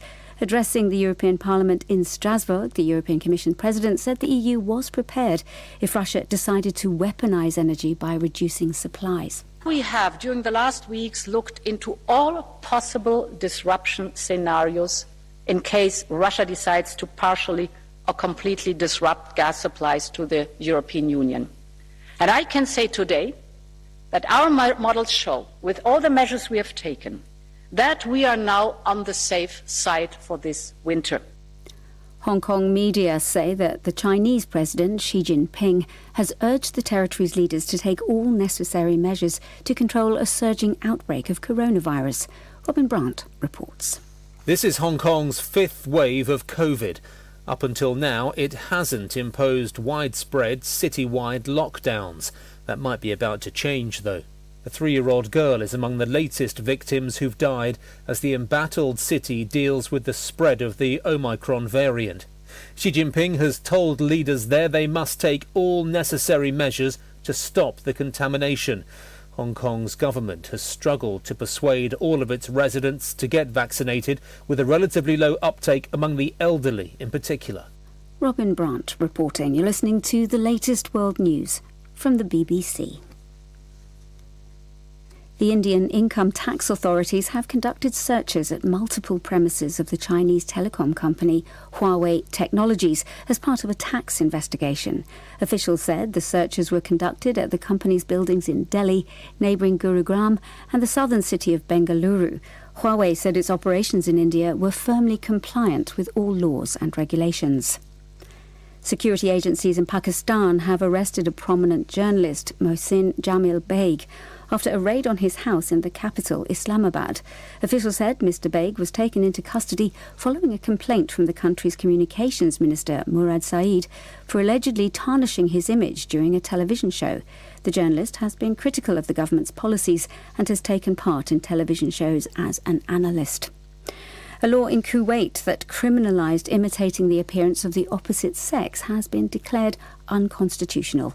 This is being seen as a victory for transgender people. Here's Sebastian Asher. The Kuwaiti lawyer who successfully filed the case has described the decision by the Constitutional Court as a remarkable ruling that has won freedom and justice for many.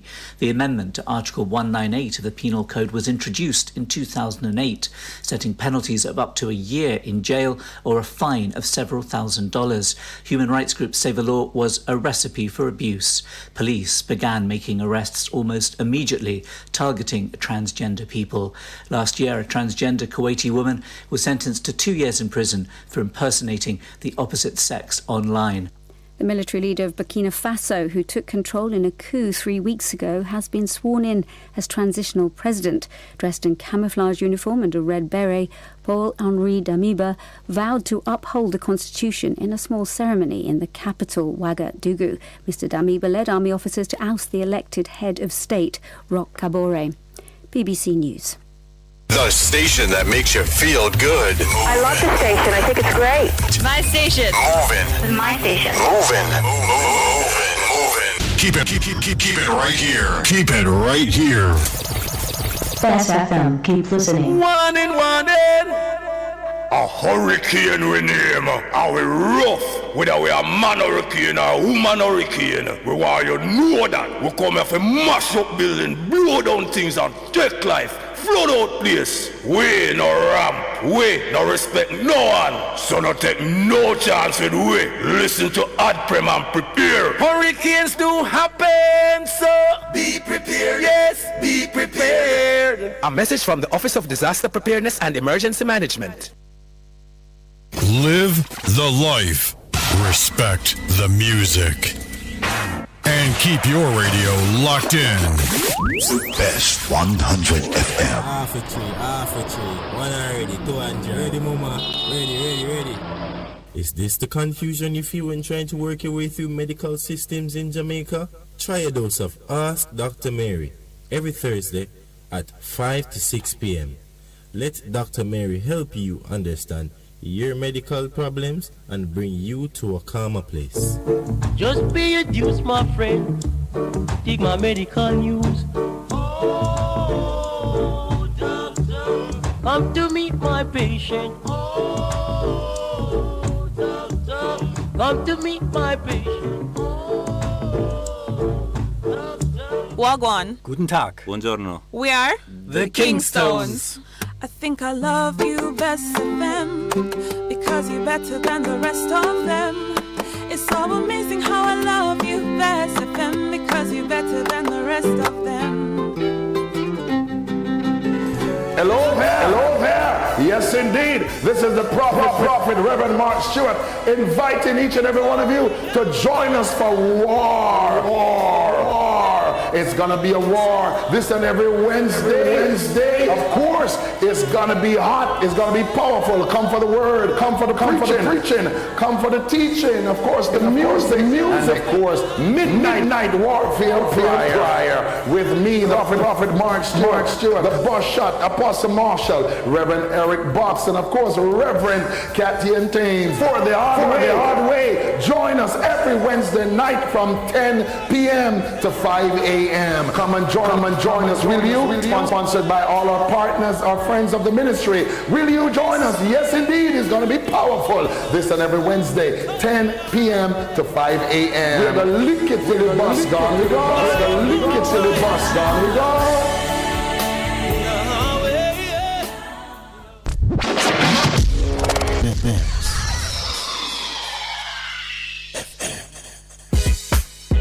Veg Printers for all your printing needs. We specialize in calendars, flyers, brochures, and more. Call us today at 968-7506. That's 968-7506. Or visit us at 4 East Bloomsbury Road, off Haggard Park Road. Veg Printers, your best choice in printing. It's good, it's better, but nothing beats.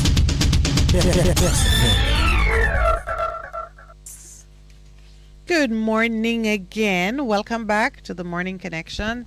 Minett and Percy ready to talk to you. Before the break, I was giving a shout out to our caller, African. African said he's been trying to call us for weeks. I hope he gets through this morning. Oh, jeez. We haven't chatted with him in a long while. And I tell you, I couldn't be mistaken that it was African because two things African? He said. No, he said Miss Minetti. Yes, you know. and he said, it's good to be here.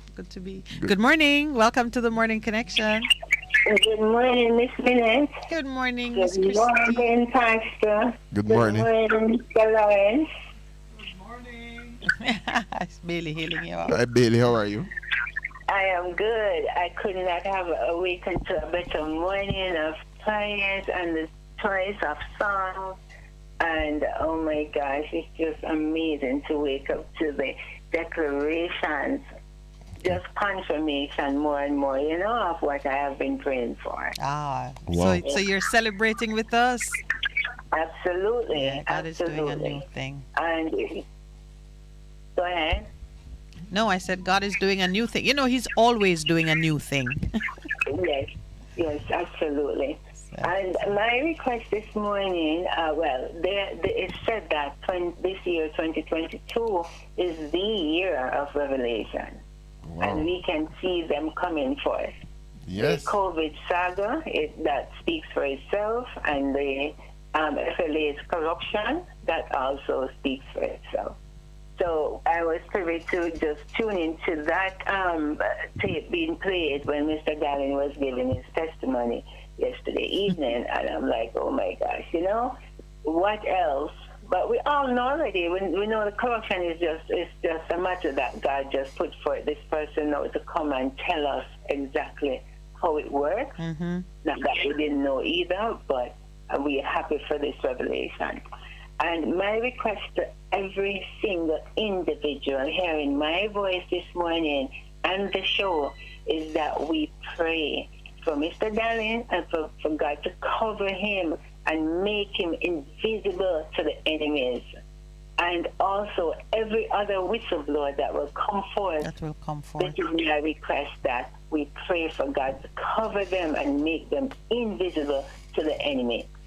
Okay? Yes, ma'am. I echo that. We also need to pray that it's not man's justice, because this injustice has gone too far and it needs to stop. So we need to pray that it's not man's justice that will be done, but God's justice. Always. Guys, have a great day. All right. Thank you very much, Bailey. You're welcome. Bye-bye. Good morning. Welcome to the Morning Connection. Good morning, my sister. Morning, my brother. How are you? Morning. Enlighten. How you doing? I'm good, man. Yeah, man.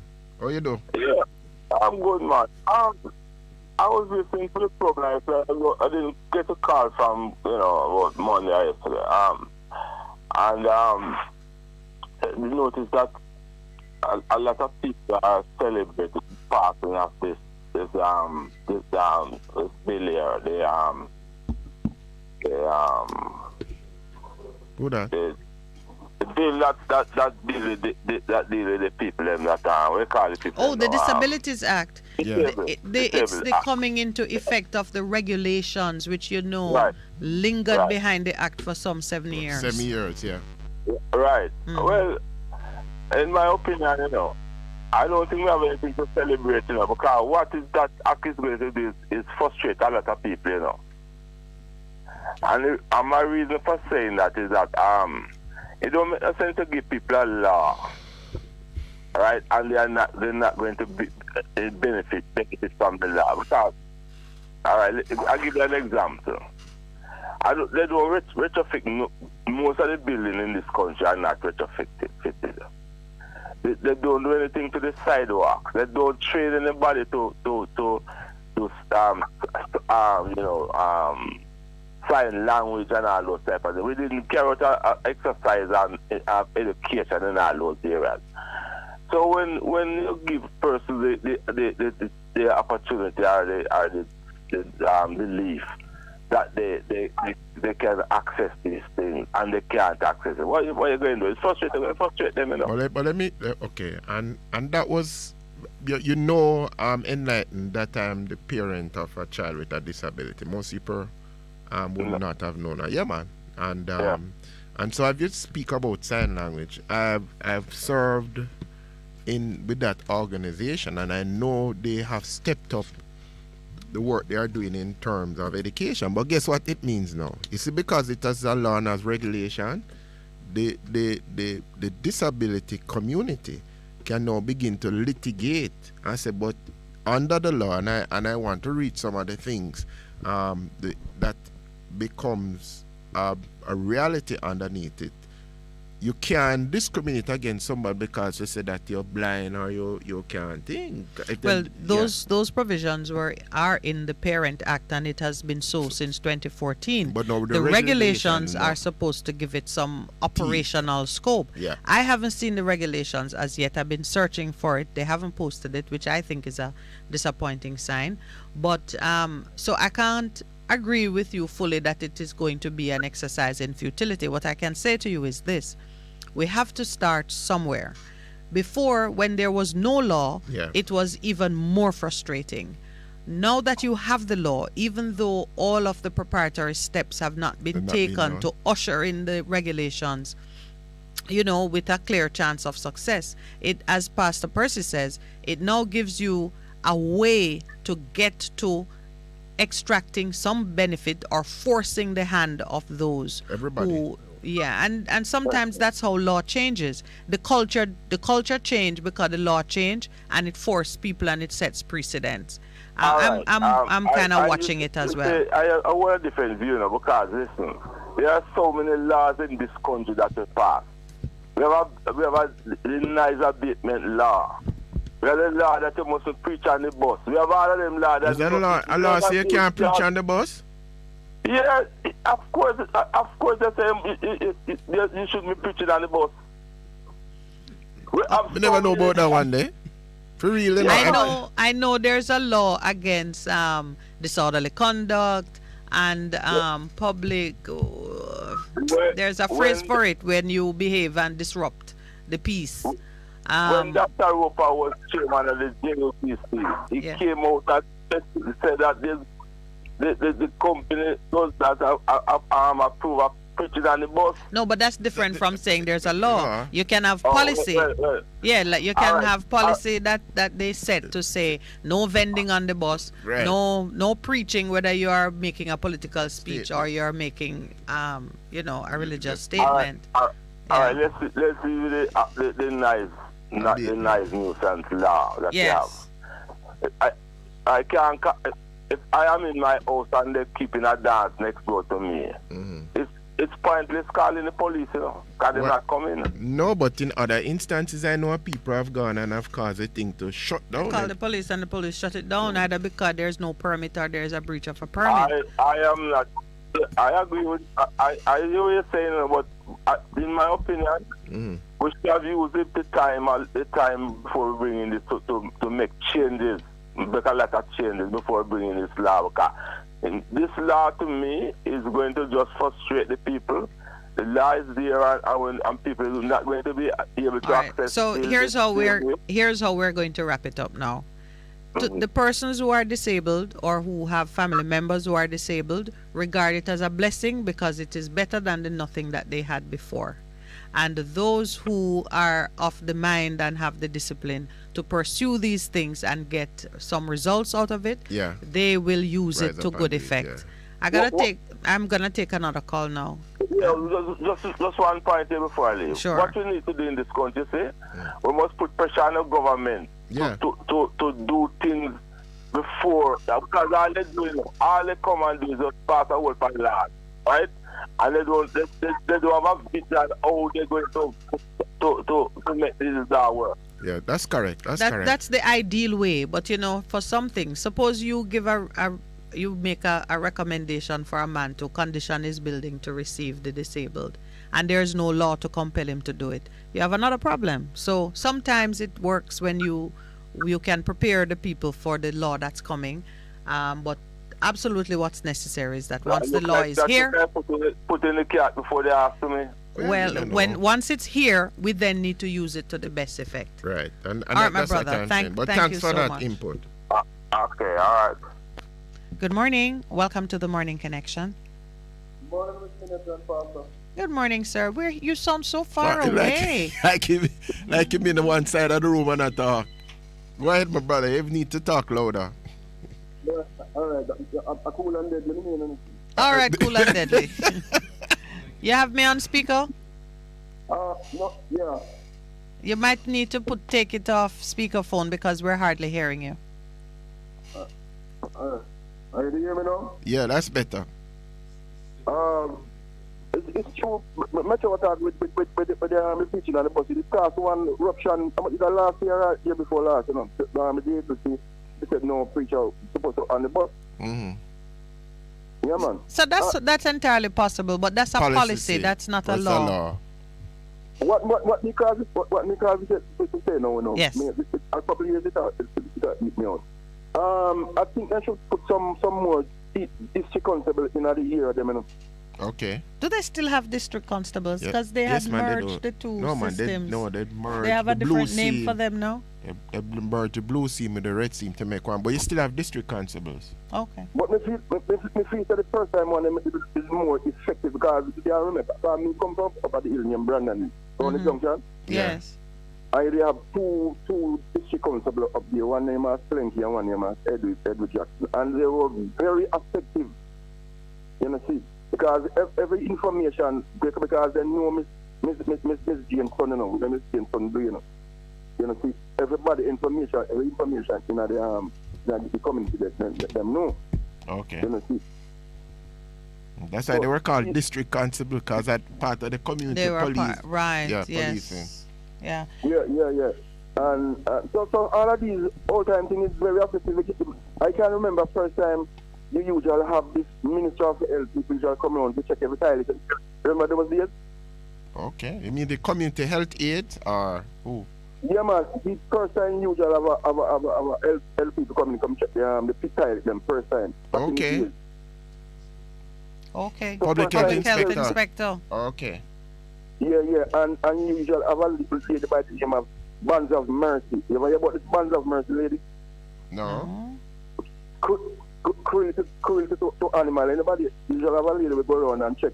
So for instance, your donkey supposed to pay a 2 amber and we book up on the junk up and like have a portion and load on it. Him come on and deal with it. Wow. Okay, interesting. Yeah, man, you call it the Bands of Mercy. One thing we know is there's nothing new under the sun, and these principles are ancient. And what has happened, as you are adverting to, is a falling away from the standard. But do you know that you can reintroduce those standards in your community? You don't need the government or public health, or you can, at the community level, organize yourselves to keep an eye on each other and to guard those things. Right, Pastor? Yeah, that's what we're talking about, the 1660. That is true, because right now everything break down, not right now, everything I got AY, you know. Everything I break away right now. But I'm telling you, as I said before, if you're on a bus and you are looking against the known music or the violence music, you have somebody say, the whole bus come down and say, old man, a young people time now. And them are dead. If you notice. Yes, yeah. But we are saying take heart, because you can indeed bring those things back if you choose to unite as a community and reintroduce some of those standards. But thank you, Cool and Deadly. All right, Miss Minett. Take care. All right, then, blessings. Good morning. Welcome to the Morning Connection. Yeah, good morning. Morning, Ross. How are you doing? Good morning, Pastor. Good morning. Mm-hmm. And good morning to all the listeners. Yeah. But the nice not a bus. But by right, no preaching not supposed to go on the bus. Just like the music we play, you know, no music play. You take a public, you go on a public passenger vehicle, you go where I go, I know everybody are Christian and everybody are Muslim. You have some people where don't really understand. You know, so them things they not really go on from bus. You know what I mean? On public passenger bus. So what you're saying, it must cut both ways. No preaching, no lewd music need to be played. No lewd music, no preaching, no music at all. You can have a radio and somewhere you can hear and you can know what go on and show what go on at the same time in the bus. You're not supposed to see in a bus and nice American, you don't know what go on, you can't see what to do, you don't know what go on, you can't hear what to do, you can't hear the bus. But you know, the public transportation is a little bit like an airplane. It is under the control of the pilot, or it's under the control of the driver, the staff who run the bus. The owners of the company, if it is a public company or a private company, they set the rules for the behavior on the bus.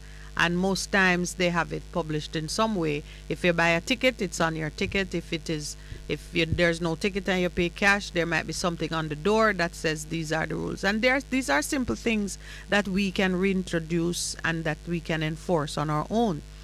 But the driver has to have the knowledge and the authority to enforce order on the bus. So if any behavior that is out of character with what is established begins to take place, he must know what to do. You stop the bus, you ask the person to leave. I think the difficulty we have, even as you express your view of what you would appreciate on a bus, difficulty we have is when something is happening on the bus and all the passengers are now playing a part in enforcing the rules on the bus. For my own comfort, I don't mind if there is music on the bus or even if somebody is preaching on the bus, provided it is not loud and disruptive and unpleasant. And I think most people feel that way. The truth of the matter is sometimes... Not really most, you know. Not yeah. really most, you know. What? Not all? Most people. Not most people, you know, because I know everybody are really Christian. No, not talking about Christian and music. Preaching. It can be someone speaking loudly about politics or about culture or about something. Yeah, as long as it don't disrupt and is unpleasant, I don't mind people enjoying their free speech. But I also don't want to see all the passengers taking it on themselves to be a part of the enforcement. I think the driver must know what to do to maintain order on the bus. Yeah, but the problem is that you don't know who in the bus not really enjoy it. You understand? So better the bus just be the bus. But everybody have the freedom to speak up. I'm not going to assume that because you keep quiet it means you're enjoying it, or because you keep quiet you're silently hating it. Yeah, but even if you notice in the school them now, you know, so the people them cut out thing in some of the school them. What? Because I know everybody are Christian. I know everybody are Muslim. They cut it out, no, but understand? Yeah, but okay. The truth is, that's what the thing for running now. No, but hold on. All right, Pastor, rein it in. So we are agreed that your point of view is that you mustn't have anything, either loud music or preaching on the bus. That's your position, correct? Yeah. All right, now, yeah, okay. Moving to the school now, but all right, moving to the school now, it's a different thing. Because under the Education Act, 40% of our schools are owned by the church. Yeah. You know that. Well, right. But now the next point is, if that is a part of what they do in terms of their children, if you don't want to be a part of it, your parent or I think can apply for you not to be it. I know it happens in schools. Of course, because there's freedom. There's freedom to do it. So the freedom to choose. But most parents, as I know, don't have a problem with their child receiving that, because a lot of time it's inspirational and it lifts their day. Yeah, but you know, in the state, all them things are going on. Yeah, but this is not the US. This is not the US. To quote a headline. In a more civilized society. Are you saying we are not civilized because of that? Yeah, but and maybe a man come and you preach something to him, or you say something to him, or you do something which he don't like. You are accounting it a mark of civility that society ignore or put God on the back shelf or take him off the front line. That for you is a mark of civility. In most civilized societies, that is what happens. Hold on. That's why we're asking the question. At church, you know. When we say a church, a man never go to church if he knows I'm not a Christian, he never go to Christian. Right, so he should have the freedom to go where he wants to go. Because the school free for everyone, where everybody pay tax. Yeah, but but some of the taxpayers want religious instruction for their children. Some of the taxpayers want religious instruction. What you should have is the freedom to go or not to go as you see fit, not for it to be taken and thrown outside the gate. All right, I can bet you the next 10-5 years, it's a 40% of the school them. All of the school them have to go stop them things. That may be so, but that doesn't make it right. That might be so, but that doesn't make it right, or the best result for humanity. No, I think it is right. When it comes on to public. All right. When you deal with a public thing, You have to just deal with everybody. But my brother. Everybody.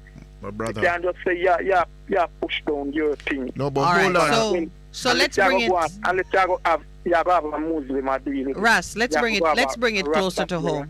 Let's bring it closer to home. We are overwhelmed with crime and violence and corruption. The fact that it has reached overwhelming proportions, does that make it right? No, but crime and violence couldn't be right. Yeah, but Why not? Why not? Why? If that is the majority, if that's what the majority of people are doing, and the thing there, and you are talking about crime and violence. Yes, because you seem to think that because something reach a certain proportion, then that is what makes it acceptable. All right, what I'm saying. All right, we're gonna take our break. Hold on to what you're saying. I've got the signal to take the break. Let me take the break. We'll be right back. For a better choice in all your electrical supplies, A, authorized 3M dealer and better brand names. B, better service including free island-wide delivery. C, all major credit and debit cards accepted. It's ABC Electrical Sales. Shop number 8, Hagley Park Plaza, Kingston 10. Open Monday to Friday, 8 a.m. to 5 p.m. Saturday, 8 a.m. to 4 p.m. We make your electrical jobs as easy as ABC. Call 754-382-528 or fax 754-3659. ABC Electrical Sales, for a better choice. The station that makes you feel good. I love the station. I think it's great. My station. Moving. My station. Moving. Keep it right here. Keep it right here. Bess FM, keep listening. Melody in my voice. Kemisha plays the music nice. Melody in my voice. Kemisha full of vibes. Bess FM run the town. Yes, I run the town. Hear me loud and clear. They run the country and the town, or the far and near. Bless the love and to Empress Kemisha on Bess FM, and it's all about the reset, you know. Mondays to Thursdays, 2 to 5 p.m. on Bess FM. Keep it locked. This is Warrior King, the Black Emperor. Come on, tune in. Live the life. Respect the music. And keep your radio locked in. Best 100 FM. The Aeronautical School of the West Indies presents SQUA 876, a fun and informative program where you will learn about flying, aircraft systems, weather, maintenance, and much more. Tune in to Best 100 FM this and every Wednesday at 5 p.m. to 6 p.m.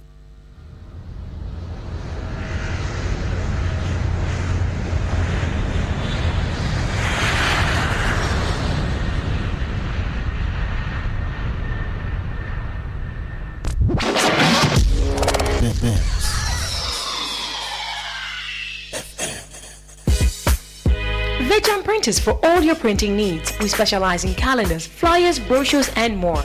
Call us today at 968-7506. That's 968-7506. Or visit us at 4 East Bloomsbury Road, off Hagley Park Road.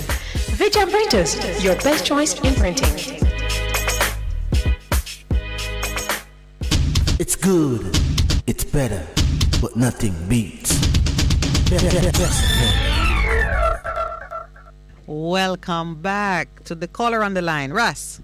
Yeah, man. Go ahead with your. I have something to say to you, but I want you to go ahead and make your. Yeah, man. I go tell you, you know, you see things like them, like those things. Just keep in the home or keep at the church. Case we're multicultural and all the students them go on and think that not really necessary. You know what I mean? Because some students don't really, you know, into that religion thing, and you know, you understand? I understand, and what we are saying is that those students who want to be exempt should be allowed to be exempt, but for the students who want it, it should be present and available. And I know the children want it, you know, them are forced it on the children. No, but you don't know that, right? Law, the school law for faith to go on. No, right. You know that's not my understanding. That's my understanding, and if they're forcing it, it ought not to be forced, because this is a world where persons must be able to choose the right thing freely. So me and my friend go to school, and me a Muslim, and my friend a Christian. Me have to live out of the ocean, out of the are there somewhere when that I go on. If you don't want to be in it, a lot of people stay and it don't affect their religious belief. For example, you and I have different beliefs, but I'm speaking to you on the phone, and the fact that you're saying things that might differ from what I believe, it doesn't stop me from engaging in a conversation with you. And my beliefs are not threatened. You pay tax to the school, me pay tax to the school. Yes. But me Paul. Me no like what I want. Paul. Instead Paul. For the 20 minutes of devotion, here's something I want to say to you. Most civilized society, like even the US Paul. No one in Canada, Paul. So here's what I want to say to you, Raspal. You have been on this show, you've called us, and we've spoken about, there's some principles about justice and equality and fairness and accountability. There are some principles that you are advocating. And what I'm hearing from you now is that you want the benefit of the principle, but you don't want to give honor to the source of the principle. What I'm saying, and if that is so, then that would explain why some things won't work. Anyway, I gotta go, my brother. I have another caller on the line, so I don't want you to. Public school are the both. Yes, you've said it. You've said it. We understand. All right. Next time, blessings. Good morning. Welcome to the Morning Connection. Good morning. That's interesting. Good morning. Good morning. Oh, we're hearing you now. We're hearing you. Morning, brother. Yeah, Yes. Yeah, I listen to the public thing, you know? Yes. When it's the public, that means everyone involved. Yes. It's the public. Yes. I mean, Rastafarian, Christian, Muslim, atheist. Unbeliever. You understand me? Yes. So, anything you run which is a public have to be a great balance still, you know? Yes. Now, if a Christian group up in a school, I want it as a public school. Mm-hmm. You know, they must understand that, yeah, we are Christian and we have certain beliefs, but it's a public school, so you have Rastafarian and come here. If you're welcoming persons of different belief. And that's why they do it too, they want different people to come. You understand me? Mm-hmm. Yeah, so, you see, we might do look a prayer in the morning, say the Christian church, who believe, might do look a prayer. Now, who are come as a public school, understand that. Understand me say you can go one side if you want. You know, because we have to learn to live with harmony with one another, you know. And my friend, I know this as a matter of fact. If you go to the school and it is stated and you ask for exemption, they're not going to force you. Because the freedom of choice. No, they're not going to force you. Mm-hmm. Yeah, so your freedom when you're doing it, because the truth is that happens in the morning. You get announcements. It's broken out in two segments. You do the devotional and then public announcements. So you step outside and nobody now go force you.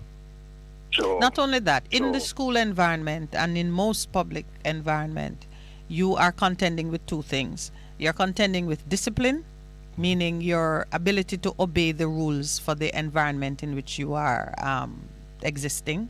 And then you're dealing with the belief system and the adherence to whatever creed or belief the school, right? And looking upon it on the next level, so work in a school. The school you work, what the school is for people to come learn, right? So it's education. It's not just religious instruction. All right. So it's an education for people to come learn things. Right. It's not a religious school. No, where it people isn't. come learn religion. Precisely. You know? Yes. So even if I'm a Rastafarian, I worship Haile Selassie the First as the Almighty. So if I work in a school, I work it as a public school. Yes. Right? When people come in the morning, I rather encourage them before they left on the yard, they're not doing prayer, they're not doing anything. When they come in, just focus on learning what they come to learn. True. But if you start, let's say you have you greet the students in the morning as a part of the routine, and you choose to start with a prayer or a blessing. Yeah, well, no problem, because we have to learn to live together. There you go. You know, I'm a Rastaman and I pray a lot, so you might come around me and chant a moment, chant, there or you a go. prayer. Yes. Same thing with Christian. Yes. It no matter me personally. It doesn't threaten my faith. Like all the bus now. The bus now and the music and the man them come in here to preach. All right. To me feel like bus system help cut back on pollution, Mm-hmm. Right? Because X amount of people can travel on one vehicle. Yeah, and many things cut back. Me cannot go to school and me go and go through my book now because I have exam or me have study. Yes. Because when you drive, you can't drive and study and meet an accident. So I could have choose to take the bus because I can't go and look more study me like me and my way going to school.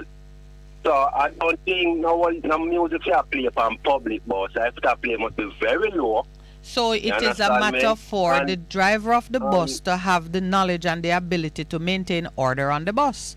Yeah. So if somebody start to speak out of tune, out of turn. Me not have no car, a bus me take, a taxi.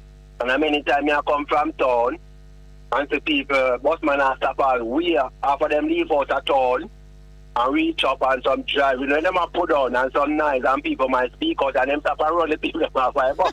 They come off by bus. That is how they maintain order on the bus. And you see the thing is, the corruption and the stupidity reach so higher now. It reaches on a levels in which it's terrible. And one more thing me here talk about this morning with this man, a German, and him get locked down because executed. Yes. Dietrich Bonhoeffer. You know, and you talk about, the higher principle of Christianity, or some people are dealing with Christianity on a low levels. Yes.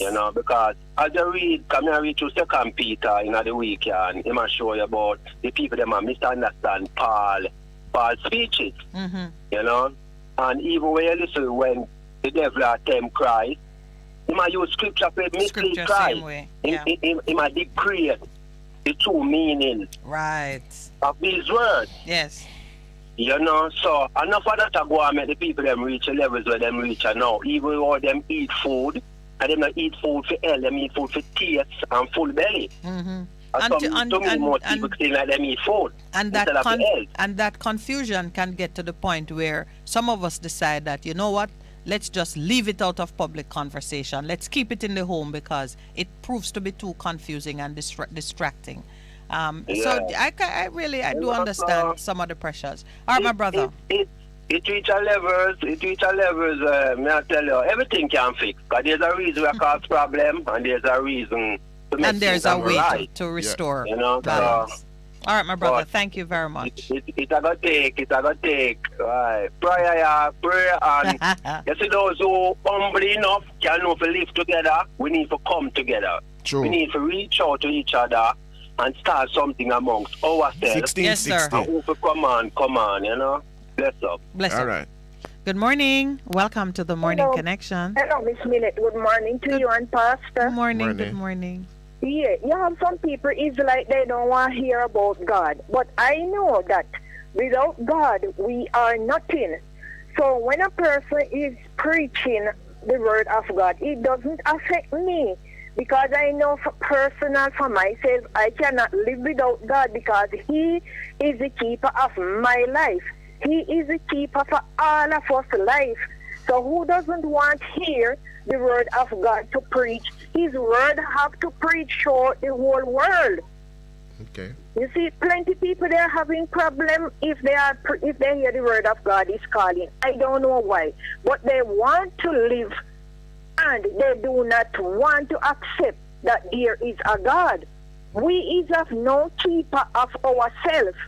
God is keeping us. Is He who watches over us? Yeah, well, I think our life is in control. I think what the gentleman was advancing is he was trying to say to us that it should not be where persons are compelled, are forced to listen to something that goes against their own personal beliefs or may even be disruptive. Because those of us who like hear gospel, then we still don't want to hear it too loud, and we don't want to hear somebody playing something that is lewd or that speaks to things that are not a part of us. We don't like to be forced to hear those things either. So I think he's right that it should never be used to abuse or to heap inconvenience on others who are not a part of it and who are not enjoying it or who are not willing. And sometimes that's what turn off persons from the gospel, because they think that the church is a bully And people who believe in gospel just like to force their way onto others because they say their way is right. And another thing is it, Mommy. No, what I'm saying, Miss Minett, Yes. God doesn't force anybody to come to him, you know. Precisely. And Right. neither He should said his believers. He said, whosoever will may come. Yeah, we agree God with that. doesn't force nobody to come to him. He don't force nobody to surrender to him.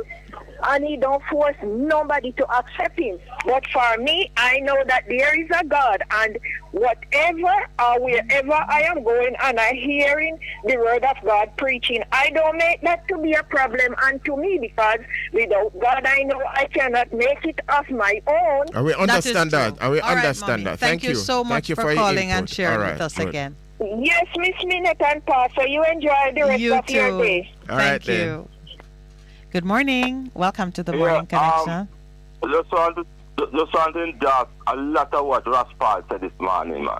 All right, No, sir. Endorsement when noted. you're on a bus, you're a captive audience, you know.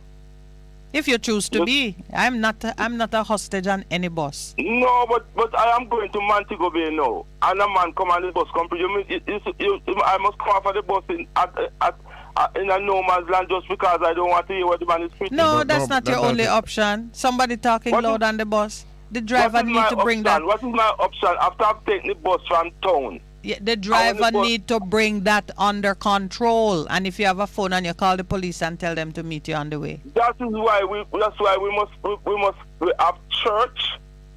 Churches is there. If you want to go to church, you go to church. But my brother, if somebody is breaking, is interfering with your right, or is causing some inconvenience to you, that is when you are gonna say the rule ought to be that they should stay home. Obviously, that person didn't choose to stay home. They chose to come on the bus and be a bully with their words. So, let me understand what you are saying. Yes. I have a right to travel peacefully, go to Montego Bay. Yes, you do. And you have a right to take reasonable steps to enjoy that right. And the other person have a right to come on the bus and preach. That's what you're saying? No, the That's other what we're person saying. cannot exercise their right to inconvenience you in the enjoyment of yours. That's what the Constitution says. But Right, suppose he's doing it. How do you, as a citizen who's being inconvenienced, how do you deal with your problem without trying to make a law that might might work out to breach somebody else's rights? We always talk about personal. It's anarchy that because if every man. No, it's not. No. It's democracy in action. It's democracy in action. Suppose I go on the road now and I feel like say, I don't feel like drive on the left hand side. I'm supposed to drive on the right. But there are laws that govern that. But there's a policeman who will deal with you, hopefully. But you know what? Lots of people do it, and there's nothing dealing with them. That's how you end up with so much mayhem on the road. We have churches, as far as I'm concerned. There are a lot of people that don't believe in a church and then don't believe in a prayer. You should not infringe your religious belief and nobody at No, you shouldn't. That's what we're saying. But enlightened. People in this country. That is what we are saying, You are the one who's saying the opposite. You are saying that we should have a repressive law in order to protect your comfort, rather than you develop the boldness and the skill to navigate the world in a way that protects your rights. I can assure you that me, and I've been on buses, I will not be any place where I am being so severely inconvenienced that I can't deal with it. You have a choice, man. And I use that choice. I use that choice. I don't ask the government to make a rule to compel the person to stay home or stay off the bus. There should be no preaching and no bus at all. But is... I gotta take another call. So let me take another call because this one will continue for a while. Good morning. Welcome to the Morning Connection. Shalom, Minett. Good morning, sir. Samuel, how are you? Shalom to you, Pastor Percy. Yeah, man. Shalom. I'm using the Paleo Hebrew. Okay, all right. Well, I'm greeting you in English. How are you? Kadash, okay. The holy language, not the Yiddish one that the people them in Israel today say. Okay, go ahead. They are putting vowel points and whatever. Anyway, I must make this comment in regards to your last caller and your third to last caller. Mm-hmm. They can't differentiate the Ras and this gentleman. What is a democracy from the totalitarian regime? Yes, you can call it a dictatorship. Okay. And this last caller trying to make a difference between driving on the left-hand side of the road and policy. They don't know what policy is. Okay. The policy different from law. Well, regulation. The law said you have to drive on the left side of the road. That's in law. Policy.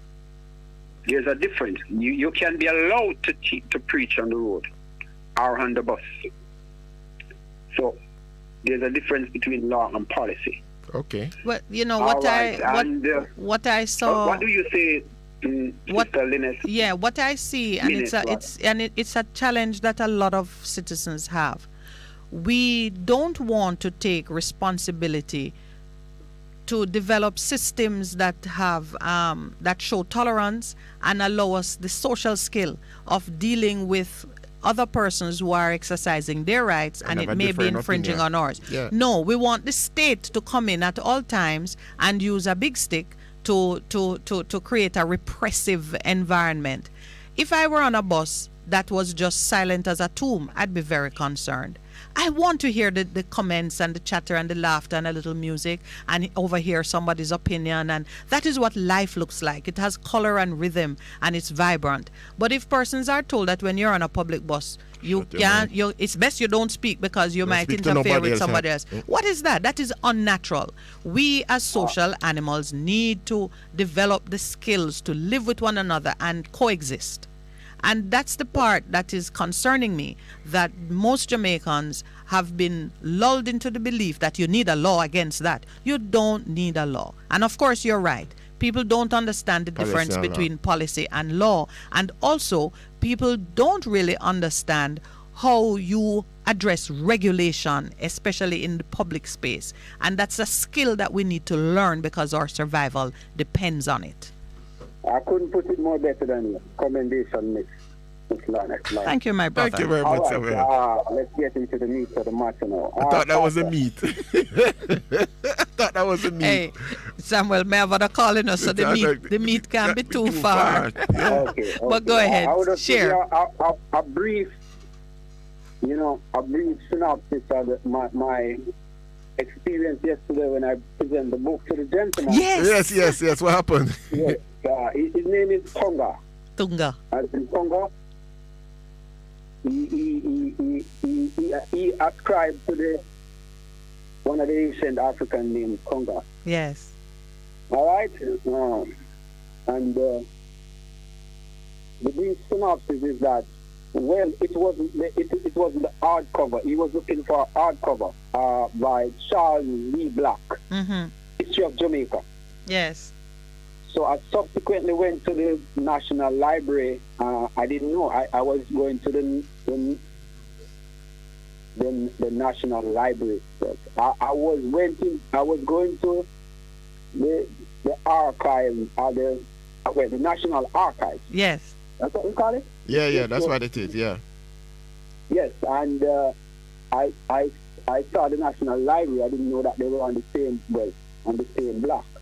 Same building, yeah, man. And I went to the library first, and I was told by a lady there that there was no person because they are not admitting anyone because of the COVID. Because of COVID. But they and I appreciate their move. They accommodate me, and this lady spoke with me. I forgot her name now, and she bring me 2 hardcover books. One just with the same cover like I have, but hardcover. Wow. And the original one, which is a brown book. And both of them were printed in England. And I didn't know that they have the hardcover brown version, which this one that they put in the educational system was derived from that one. That was the original. So there's a lot of things that is not in the paperback. In the paperback one, aye. Yes. Okay. Yes. But the brief synopsis is very interesting. It's just like, and this is a disclosure for all you so-called Africans and the personnel who are pursuing a reparation and repatriation. Yes. When you ready to hear this? Go on, man. Yeah, all but right.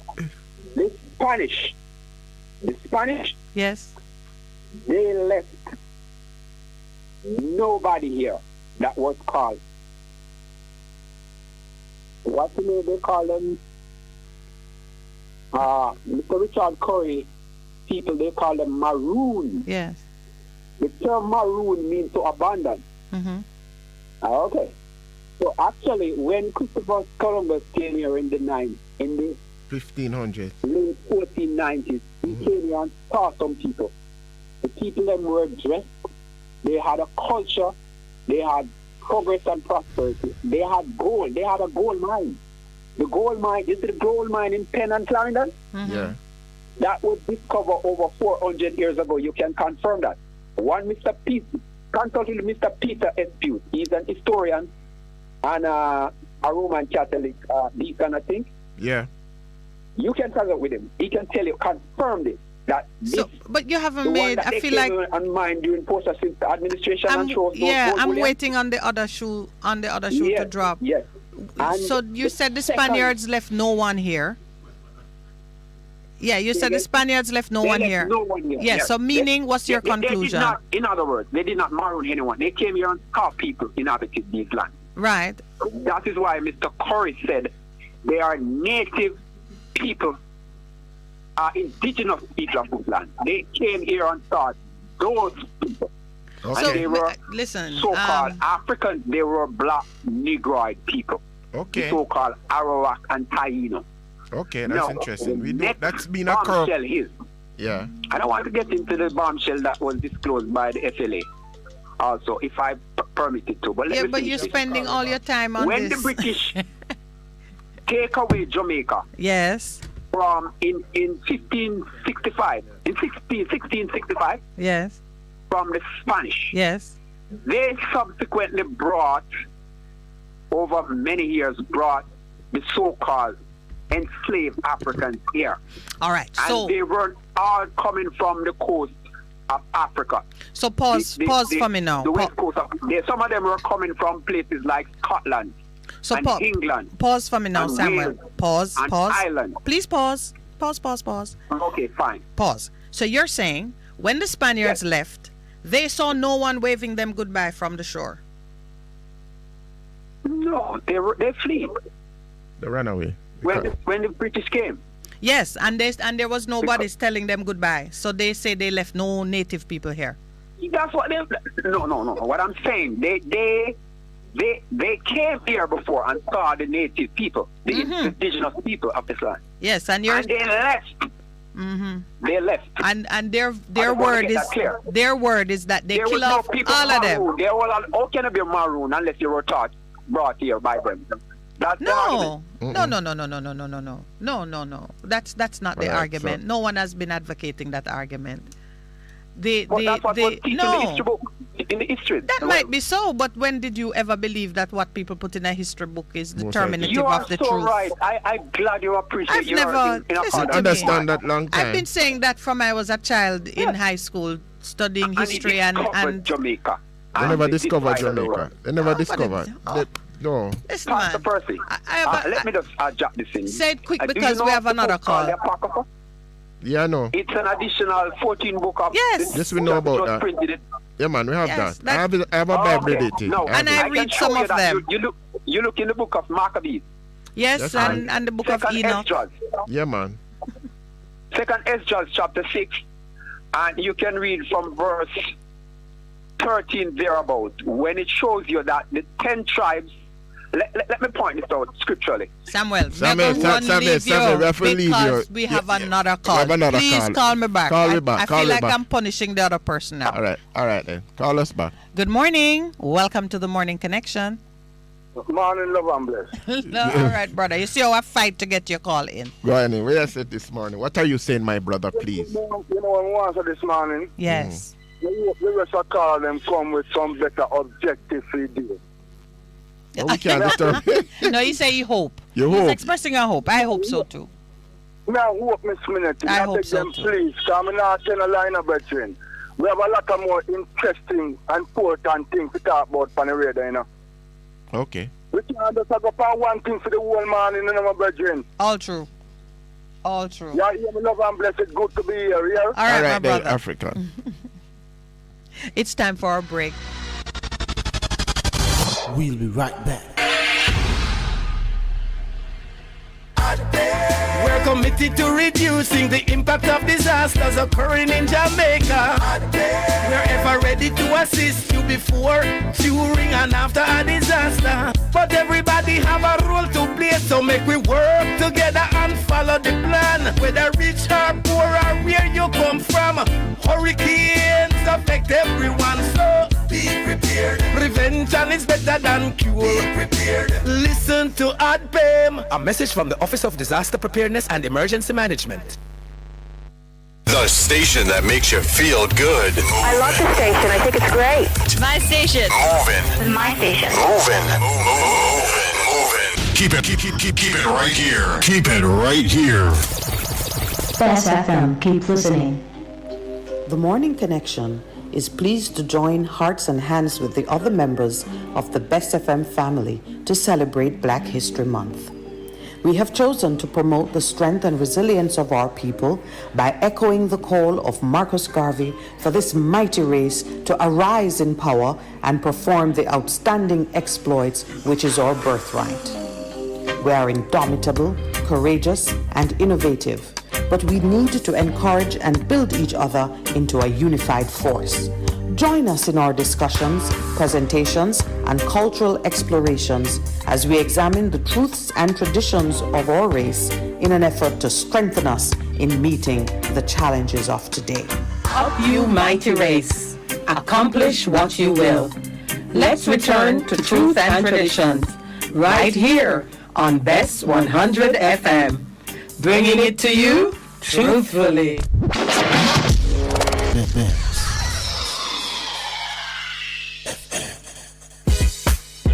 Veg Printers for all your printing needs. We specialize in calendars, flyers, brochures, and more.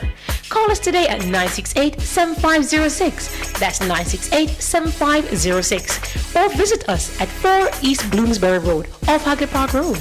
Veg Printers, your best choice in printing. It's good, it's better, but nothing beats. Welcome back and good morning to the callers who are on the line. Caller number 1. Welcome. Morning.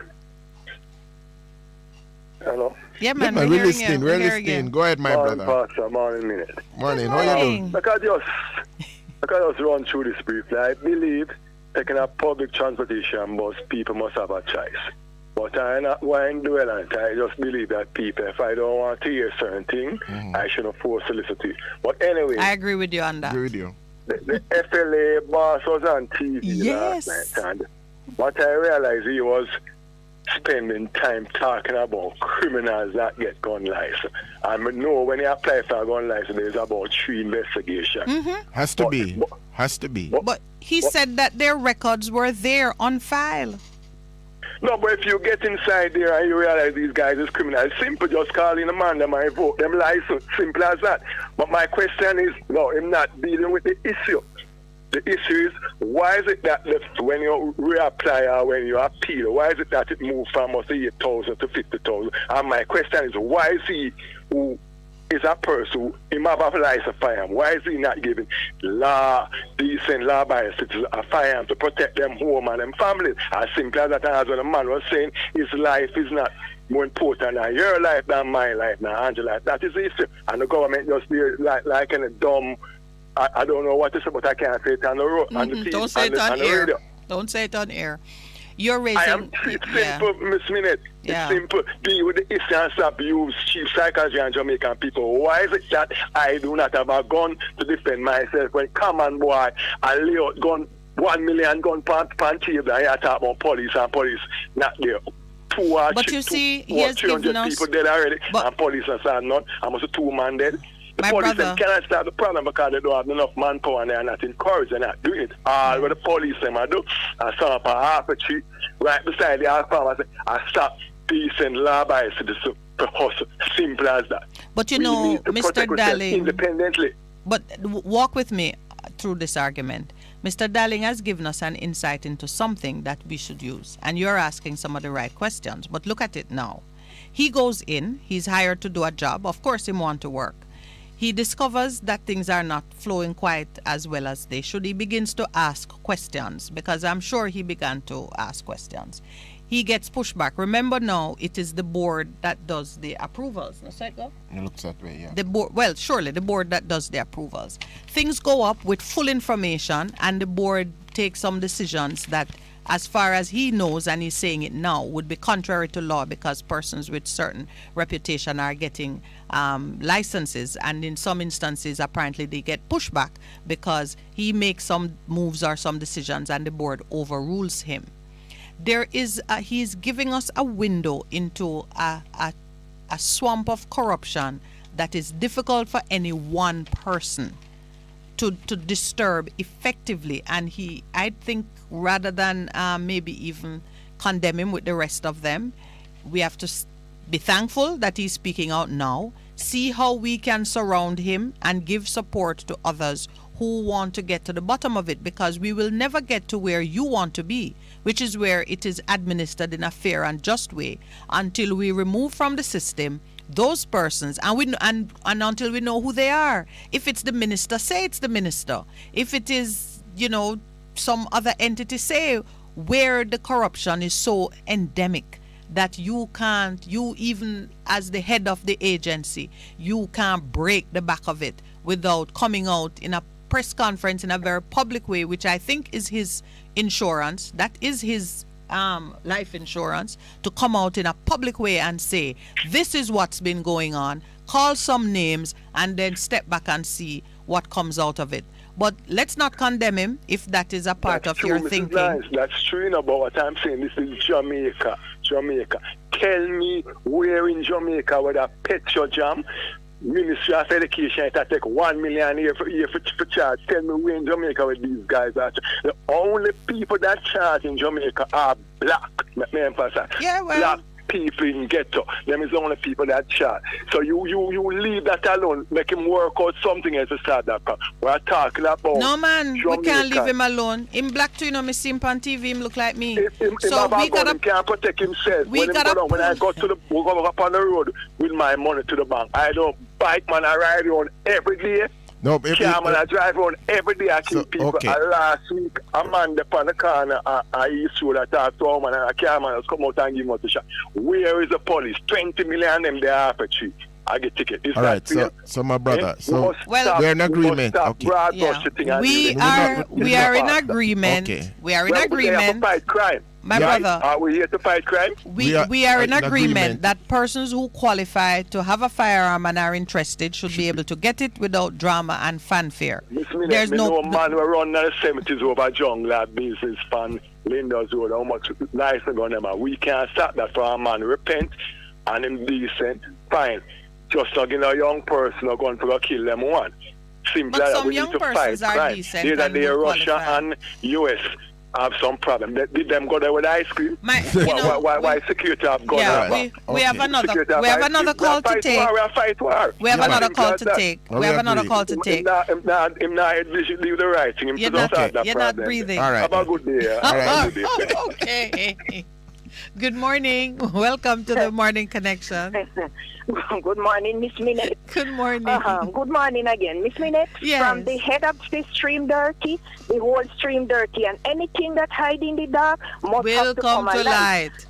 Thank God, Prophet Mark Stewart prophesied these things long time. He was saying, long time ago, expose them. Jesus exposed them. And when they are exposed, Let us pull the thread and follow it right to the head of the snake. From the head of the stream dirty, the whole stream dirty. That's all I have to say. And please, I am asking you, if even when you're leaving the program, this man could play this song, say Jehovah is your name. I love that. All right, warrior song. All right, warrior song. Okay, Got thank it. you very much. Okay, you're welcome. Is there another call? Okay. It's interesting.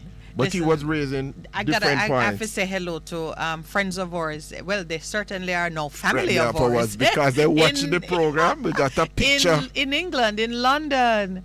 Joan Riley? Is one of the Riley ladies? Joan Riley and her mom. I tell you, man, snuggled up and watching the program and enjoying the program. Hello, Miss Joan. Thank you so much for giving us the support. I love that picture. I'm going to keep that picture. Because, we always suspected we have listeners. But we need to But that is proof. The picture is of her mommy with her bowl of soup. And with Percy and I, you could see us on the computer screen. If you send me another picture like that, anybody, I will cherish it always. So, stay tuned. We'll keep the conversation interesting. Welcome, caller. Good morning. Hello, good morning, good morning. Welcome, sir. How are you doing this morning? Yeah, bless up. Yeah, man, bless. I was here the song yesterday now. Which one? So we were telling me about I think podium, I think we don't know, like them have to sign up on them things. Oh, the copyright. You listened in the afternoon and you heard her speak on it again. Yeah, I look apart because that's it. Like enough people, there's a limited amount of people. Yes, you need to register because it's gonna close. Registration will close on Monday, so you need to do it sometime between now and Monday. If I want copywriting like that, okay. She's exposing it to the other aspects of the business. The other aspects of the business, yeah. Mm-hmm. Yeah, the rule and them things. I know about the rule already and them things. Okay, so you don't need this. You don't need to be. What I want is there's a promotional to have the word and with somebody who works and promoting. We don't have the capital, the finance we don't have.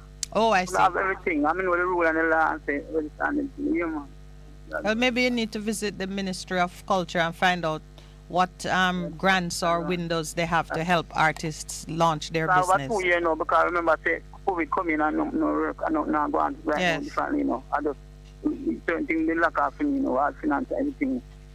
Because everything is locked down and everything and nothing. So there's the word and the powers of God give the word them to deliver. But we don't have the capital to do it. We don't have book on them things, you have book on them things, you write book on them, All right, righteousness. We don't have an answer to that one for you this morning. But I think, if you check out Ministry of Culture, you might find something. Okay. Spirituality.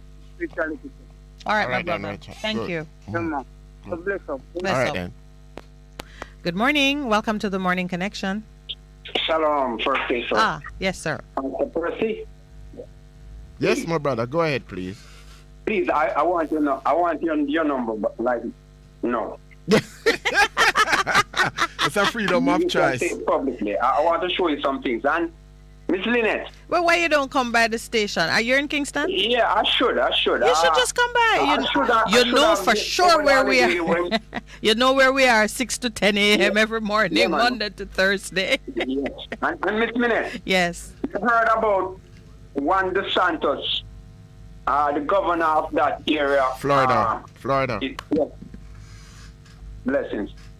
What did DeSantos do? What did he do? Yes, he is governor of Florida. Mm-hmm. He's trying to pass a law that prevent. It's called critical race theory. Oh yes. That anything involving our history, so-called black history, shouldn't be taught. It shouldn't be taught in school because it would upset the so-called Caucasian white people. Yes.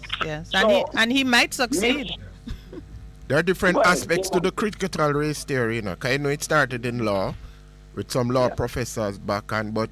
No, let him make his point because I want to understand why have you brought it to my attention? I would encourage that all those people who the Center for Reparation research and the Council Caribbean Council for and Reparation, led by those two distinguished professors.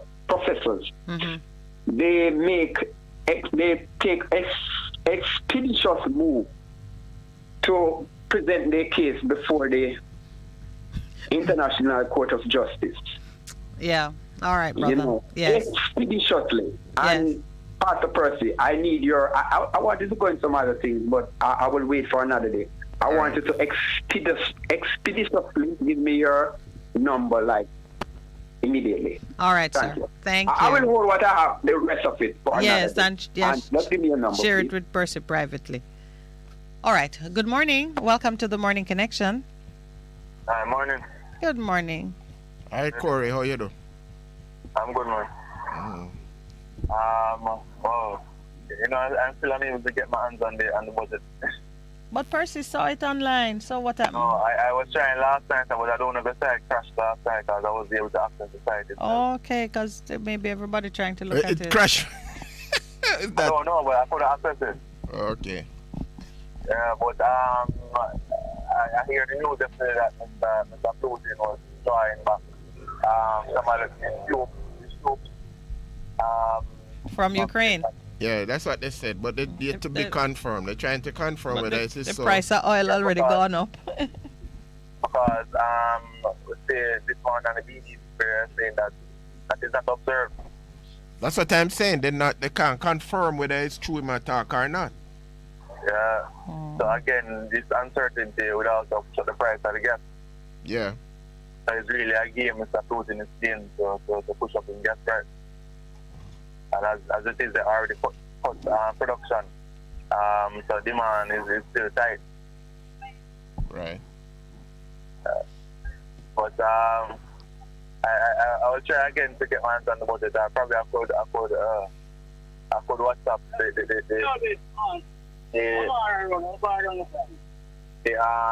the shadow minister, X-Road. Shadow minister. So to get it, but I really want to see before they start the budget debate. I'm sure you will. If sometimes they print it, don't they? That's supposed to be. Well, they print. They now print for Parliament, but you know everything going online. So I guess the copies that because I'm going to go down to the Parliament and get a copy. Yes. So I guess the amount of copies that they print was supposed because when I went down there, they said they had, but it was for the Joint Select Committee. Okay. Well, Corey, you have to get yourself registered with Parliament as one of the public commentators on the economy and see if you can. we have to give you a press pass, so so somebody can save something for you. Because I'm surprised you're having such a difficulty. Others are anyway. Such is the state of the network. What is your usually before you even get it to analyze it? There are some things that you would be concerned about. What is it that you feel sure might have been missed? Social security. The social security because the minimum wage is outside of the budget. Widening that net to protect the vulnerable during these difficult times. Yeah, because I think what the government is trying to save off is an increase in inflation. Yes. So things like an increase in the minimum wage, if it is not all done this year, it will be minimal. And social security again, but I don't know if they will. Yes. Because I think they have. Percival, did you see anything on the widening of the net to capture? No, they said it before, but I don't see. I don't see how it has been. Yeah. So also I heard that the minister intends to collect a substantial increase in tax revenue. I'm going to do that. Without an increase in GCD. And I'm wondering how is that possible. I think what the Prime Minister intended to was that the economy will be reopened fully. Okay, so more productive, increased productivity. Yeah. I'm thinking that is where it's coming from. Yeah. No, but because I know it, because Corey, the truth is, a lot of economies are opening up back, and the positivity rate is by 11 point something percent as of yesterday. So people are recognizing we have to go on with our lives, doing the necessary thing, but we have to go on with our lives, and with that sentiment spreading around the world in Europe and in a lot of countries, it's gonna happen.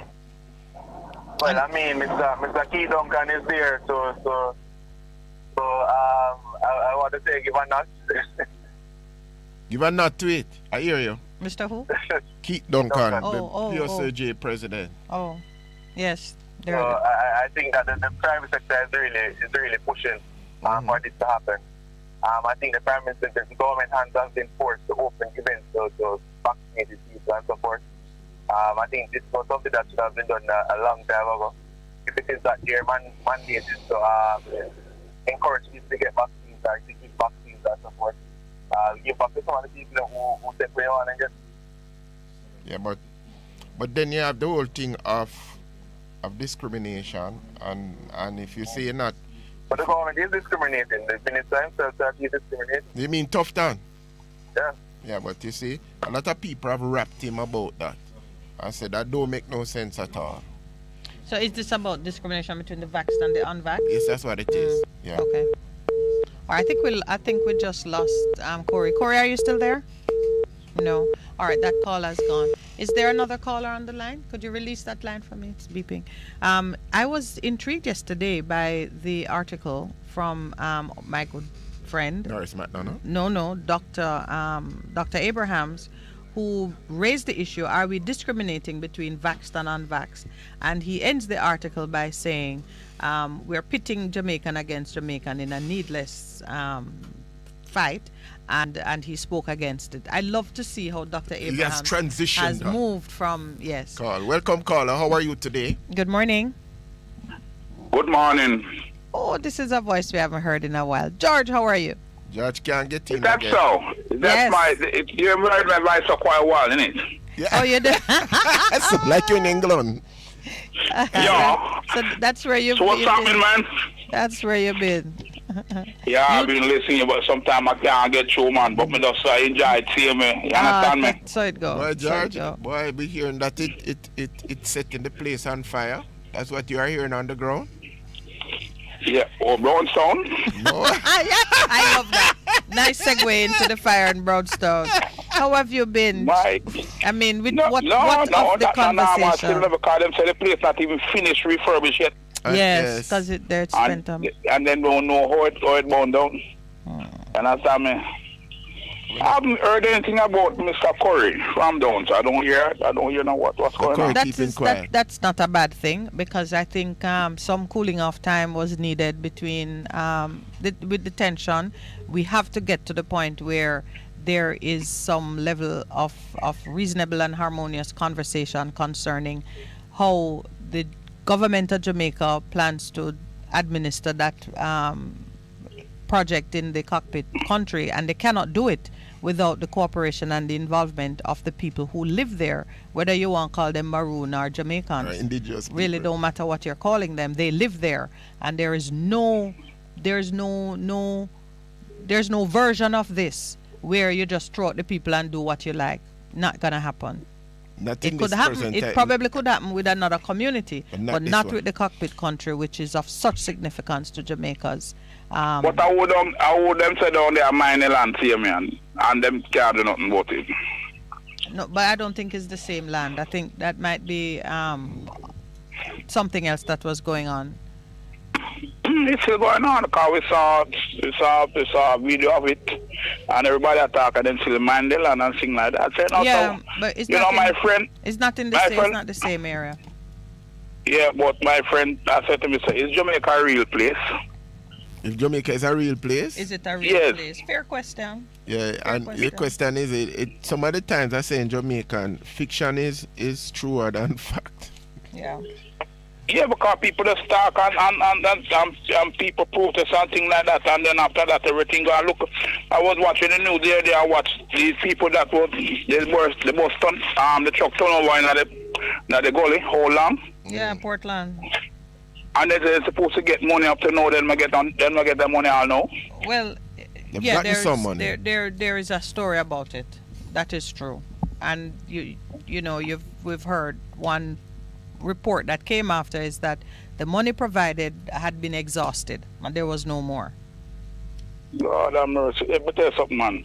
When these things happen, and when even government push things on people, and then especially like the boss like Mr. Millwood, with the Incava bus. I couldn't get no parts, and then him have to sue the government, and him sue them for amount of money, a good amount of money, and him, when he received the money, he was on his what? Deathbed. Deathbed he was passed. Yeah. And this is that the real story of that, is that they pulled the license.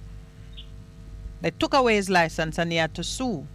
And we entered into a contract. You can't just pull it like that. And it took years. So some of those things that we need to really get past those. So when I say get past, I never hear it. Oh, George, but we can't update you on it. We have another caller waiting to speak. Yeah, man, no problem, man. Yeah. Let us go and big up on yourself, man. Your road's done? Yes, I saw you know I'm visiting you soon. Yes, Pastor. I'm visiting you soon. Go and bless up on yourself, man. We'll do that. All right, George. Jesus save, yeah? Always. Good morning. Welcome to the Morning Connection. Yes, good morning. Good morning. Don't know why I'm a little concerned about these white Europeans and their war in Europe. However, when the BBC shows up a map of all the forces positioned on the Russian soil, yes, don't you think it might help if they showed where the NATO forces are positioned, where the NATO and US bases are in Europe, and where all this lethal aid that Mr. Biden is sending, where does that go? I just wondered. Well, the BBC, interesting you say that. The BBC is not usually accused of unfair reporting because they tend to, in a very British way, tell it like it is. So it's interesting that you're finding that there are gaps in the reporting, but is it really a gap? Because many are also saying that America is not, or the NATO forces are not as positioned or in as great a state of readiness that one would expect to respond to that threat. But of course, you have to bear in mind that the position of military assets is often a secret and a confidential information. So you might not see it displayed the way it is. Right now, the narrative is to show that Russia is being a bully. So you're going to see all that Russia is doing. Although they're saying Russia is withdrawing, but no one can see the withdrawal. So your first comment is the right comment. Sometimes we are inordinately preoccupied by what they are doing beyond our shores. And much of it is inexplicable because we have neither the position nor the access to information to assess it properly. What we feel is the effects of it. When big men behave like that, the price of oil and the price of electricity in Jamaica goes up. And there's not a thing we can do about it. And it's the narrative that they're pushing. I've seen it because I've just Googled it, and they say there are 130,000 troops that are positioned in Belarus, in Moldova. Whose troops we're talking about? Russia, NATO? Russia. Yeah, but she's saying there's That's every what I'm saying. information about... I'm just confirming what she has said, and 100,000 at the Ukrainian border, but you don't see where the NATO forces are in regards to it, which is a proper comment you have made, because probably they're not there at all. No, and possibly they're not going to fight this with boots on the ground when you have missiles aimed at critical assets. If I were, I wouldn't put my soldiers in that. I would deal with it in a different way. Well, the technology allows that, and I wouldn't disclose the position of my troops either. Russia is very old style, They still believe in boots on the ground for these kind of maneuvers. And boots on the ground, but probably that is something that they want to convey that day, because they know that is how their brothers and sisters would deal with it. There you show their boots on the ground and nothing else. There you go. So a show of strength. That's probably a part of the strategy. I'm not certain. Yes. But Mr. Biden is an interesting gentleman. He is. I was watching his position on Cuba. It was so hard-lined. It was not funny. And quite frankly, I'm not certain what he is trying to prove. What he's trying to prove, what he did by rolling back the little progress that President Obama Obama had made with Cuba. And I suppose they just have to have a war to fight. It's their economy. And that's part of the economy. That's part of the economy, yeah. And Cuba becomes an easy target to bully. So you can be tough talking and unpleasant where Cuba is concerned. But when you're talking about Europe, your tone is slightly different. I take your point, and it's one of the reasons too when, even as we look at issues here, we have to be careful to set our policy that is more in alignment with people like us. And I'm not speaking for or against Cuba, though anyone who knows me knows that I have a strong appreciation and respect for Cuba. As Jamaicans, we have to set domestic policy and look to organizing our international relations in a way that favors us, because when they are speaking amongst themselves, we don't feature in the conversation at all. But Minett, that has always been the thing, and as I have advocated. But our recognition of it is but I'm saying whatever it is, because it's like one small thing against all the powers that be. But we must ensure that we're lining up with people that at the end of the day we're good to go. Yeah. Thank you very much for that. Thank you very much. Yeah, thank you too. Bye. Good morning. Welcome to the Morning Connection. Good morning. Yeah, morning to your listeners and your valuable callers. Good morning, Neville. Listen this now. It's two strategies win all war in the world of war, yeah? Neville, you can hold because we're at the break. Yeah, man, I hold, man. Oh, thank you, brother. Where did the money? We'll be right back.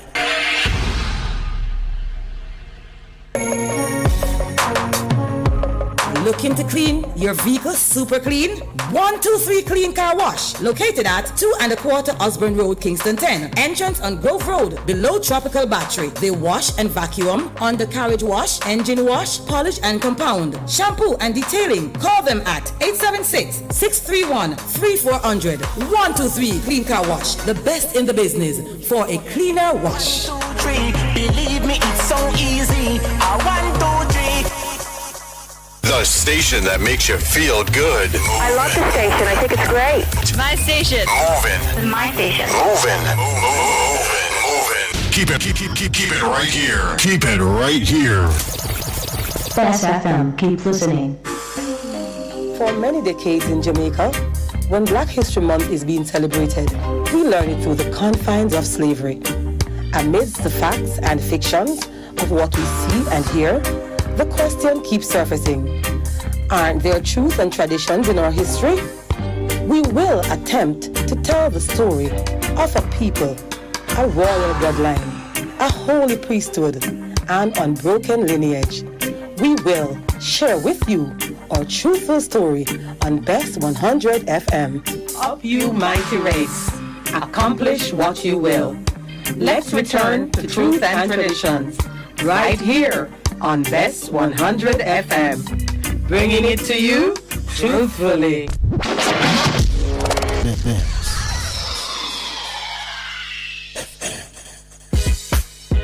Veg Printers for all your printing needs. We specialize in calendars, flyers, brochures, and more. Call us today at 968-7506. That's 968-7506. Or visit us at 4 East Bloomsbury Road, off Haggard Park Road. Veg Printers, your best choice in printing. It's good, it's better, but nothing beats. Go ahead, Neville, welcome. Welcome back. Yeah, I'm saying it's two strategies win all war in the world of war. Yes. One name reverse psychology. Yes. And one name giving the people enough rope to hang themselves. So and right now in Jamaica and in the world, we are up against those two psychologies of war. People wicked in a pastor. I mean, if I tell you. Yeah, this is spiritual warfare. We know that. Mm-hmm. I'm never use yes, and you can't see. Yeah, and a person see. You don't know what they have in their mind. Because you hear the reporting inflation at 10% in Jamaica. Mm-hmm. And that alone tells you that the economy is in a depression. True. You have some people among us, they wouldn't even mind if the US dollar reached 200 to 1. Once they are rich, you know, and control other people. And another thing, you must know that the government of Jamaica has bankrupt this country from Negril Point to Moran Point because they don't know nothing what they're doing. They're doing trial and error. Them go to them bed, and when they wake up in the morning, them go into them bathroom to make decisions from people's future. They don't have no roadmap. They don't have no blueprint. They don't have nothing about them. All them have is them soldiers and them police and them law. They don't have nothing. You hear before we talk about the social security of the country. Yes, that is a concern I have as well. I take it you share the same concern. Because you have seen the budget. You have seen the budget. Yeah, listen to this now. My name Neville George Carter. I'm born 1964. Yes, Mr. Carter. I'm a true NIS from me 18 year old. And right now I have about $2.8 million in the NIS, the National Insurance Scheme, up by Roosevelt Road. And you see when me went up there 2 weeks ago to check my status. You hear what one of the lady tell me that the NIS is under threat. Yeah, because they don't have enough contributors contributing to the scheme. And the pandemic had locked down some of their investment, so the enough revenue not coming in. And if it don't improve in the next 15 years, I might lose my money. And I don't hear that on the news. Wow. So you tell me now, if you give me say to her, say, why you don't draw a check and give me that $2.8 million now so that me can go take it and build 2 rooms for me house over Portmore and rent it out so that me can secure my future. She said the system don't work like that. So you tell me now, Nigel say I can manage my social affairs. Well, I think you answered that one yourself. So how them leave my future in the hands of PNP and JLP and then can manage my $2.8 million. I'm going to say to her, say, suppose I should retire today. How much money I would get from my pension to the NIS? Hear the lady tell me. $8,800 a month till me dead. Oh, Lord. So are them people in the parliament that represent black people. Black people. But you know, you said one thing, Neville, that I would correct. It's not them. I hear the joke about it. Then the whole of them got the same school, you know. So, well... And I said the book for them read and the book for me read. Me interpret it different from them. Well, you're preempting me because it's not them leave our future in their hands. It's we leaving it in their hands. Thank you very much, Miss Minett. So the change has to take place on our side. Miss Minett. Yes, sir. Yes, sir. There's 3 words in the Oxford Dictionary that was coined in our culture in Jamaica. You want me to tell you them? One name bad mind, one name baby mother, and baby father. Those 3 words that make the Oxford Dictionary born out of the Jamaican culture. What's it? PNP and JLP people, them when you see in our country about them are PNP and JLP and government. And some bad-minded drunk of them, you know. We are impoverish other people in order to stay rich and get rich, you know. All right, Neville. Calm down. Calm down? No, man, I mean in terms of... I can't make up these things, you know, because... No, we're not saying... No. When we reach 75... you don't want to tell me. The point that you make concerning your discussion with the Social Security folks, that's something that we really need to follow up on. Yeah, but the lady tell me further, and I think the people of Negril and Westmoreland and all over should hear this. She said, when you retire at 65, you know, Mr. Carter, you're not getting the money till you're 70, you know. Oh, what kind of something that are going up by night? 5 years after me retire, they will have the money 5 years as rented. And then 70 me can get my pension. Is that because men retire at 70? No, you know what causes that? What causes it? The government already borrowed all of those pension money. Okay. Borrow them out and have them a spin propeller in an economy to keep them rich. Yeah, but I try grasp it back in. And him can't grasp it back in because inflation much up in mathematics. So you mean we have... And climate change is much up in mathematics. So and the digital revolution is much up in mathematics. Tell them they know what to do. So I wasn't aware of that in a Neville. You're teaching me something. That when you retire at age 65, your pension payments don't start until 70? At the NIS, yeah. Really? And you don't hear that in the news. They don't put that in the news. I didn't. But I want to ask you this. I want to ask you this, I need Pastor. to check that out. Pastor. You know, I'm here. Pastor, you are a pastor. I want to ask you this. We're going to get somebody to speak on this business of economy. pension. You know what it means? You have to tell us, Neville. You see, it's an environment con for money. You see the word con in the economy? We have a call holding? Okay, the word con, economy, E-C-O-N-O-M-Y, the word con. Neville, we have another caller holding in us, so... There's a big con thing going in the Jamaica, all right, my brother. We're going to leave you now. Take care. Good morning. Welcome to the Morning Connection. Yeah, man, it's Corey again. Yes. Cut off, yeah. Yeah, man. Can I coin a word?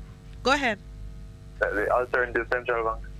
Oh, you introduced it yesterday the alt bank. You said there are two alternative central banks in Jamaica. That's what you said. I listen. Yeah, and I will say, because I hear you said this one that the dollar, the US dollar declined yesterday. The Jamaican dollar declined against US. That's what I meant. Yeah, that's what you meant. 157.93, 93, yeah. Yeah, but at the end of the day, I'm not necessarily celebrating that because if you look forward, you realize that it's just going to go up and continue going up because we have a man at the central bank who do have a determination or an idea of where he would want to see the dollar. All the indications are that it's just going to continue to move. That gentleman who wrote something about the government should stay out of minimum wage setting and let the free market decide. We are truly in a free fall kind of situation. Well, you're hinting at it. Very little strategy evident from the central bank side of it, fiscal policy side. Mr. Nita. So there's a narrative that is being pushed at us now to just kind of let the market decide on things, with an independent central bank standing in the middle. That cannot be brought into political alignment. Cannot be forced into political alignment. And again, the question that they ask, also I'm concerned about the agricultural budget, because more money should be put into agriculture. And I agree with you because agriculture and social security. But you're right about that because the food security is a major thing. Production in a lot of these things are going to become important, but it falls with some compared to what is being put in other areas, and that is why people would have said, what is he talking about? The building of highways, no, to my mind, is not a priority for Jamaica. No. It cannot be. And when you're taking 200 Can I give you the reality behind it? Go ahead, I'm listening. We realized that in the lead up to the previous election that a major reason why the JT won is because of the amount of roads that they did. They're continuing to do roads, but the expectation that they will win on roads. But I remember that the TNP did roads and roads. Yes, I remember that too. So, but there are other things behind of it, which we, if you explore it further, it will happen in regards to that. So, I have said that a commentator in the paper today has says, Fenke budget, pot belly, economy. Pot belly economy. Bang belly, not pot belly. Bang belly economy and a cry for justice. Yeah. And he says, I don't think the economy belly is bang. You think it? Everything muggered out. Even the bang belly disappear. Bang belly would look healthy. Mm-hmm. And also, do you know what it would do to the market if DOJ government come to the market and say, boy, where I would want to see a dollar is at 120, and these are the steps that I'm going to take to make it happen. Do you know what that would do to the psychology? Do you know that would do the speculation and to get the manufacturers on board and ensure that they are able to get the U.S. currency that they need to produce what they need to produce. Do you know what that would do to the economy?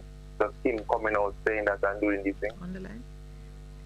Oh, sorry, you asked a question, Corey, and we have another caller lined up. You answer the question for us because it's on rhetorical, and then we're going to have to take our last call for the morning. Well, you will see the manufacturers come on board, work with the DOJ.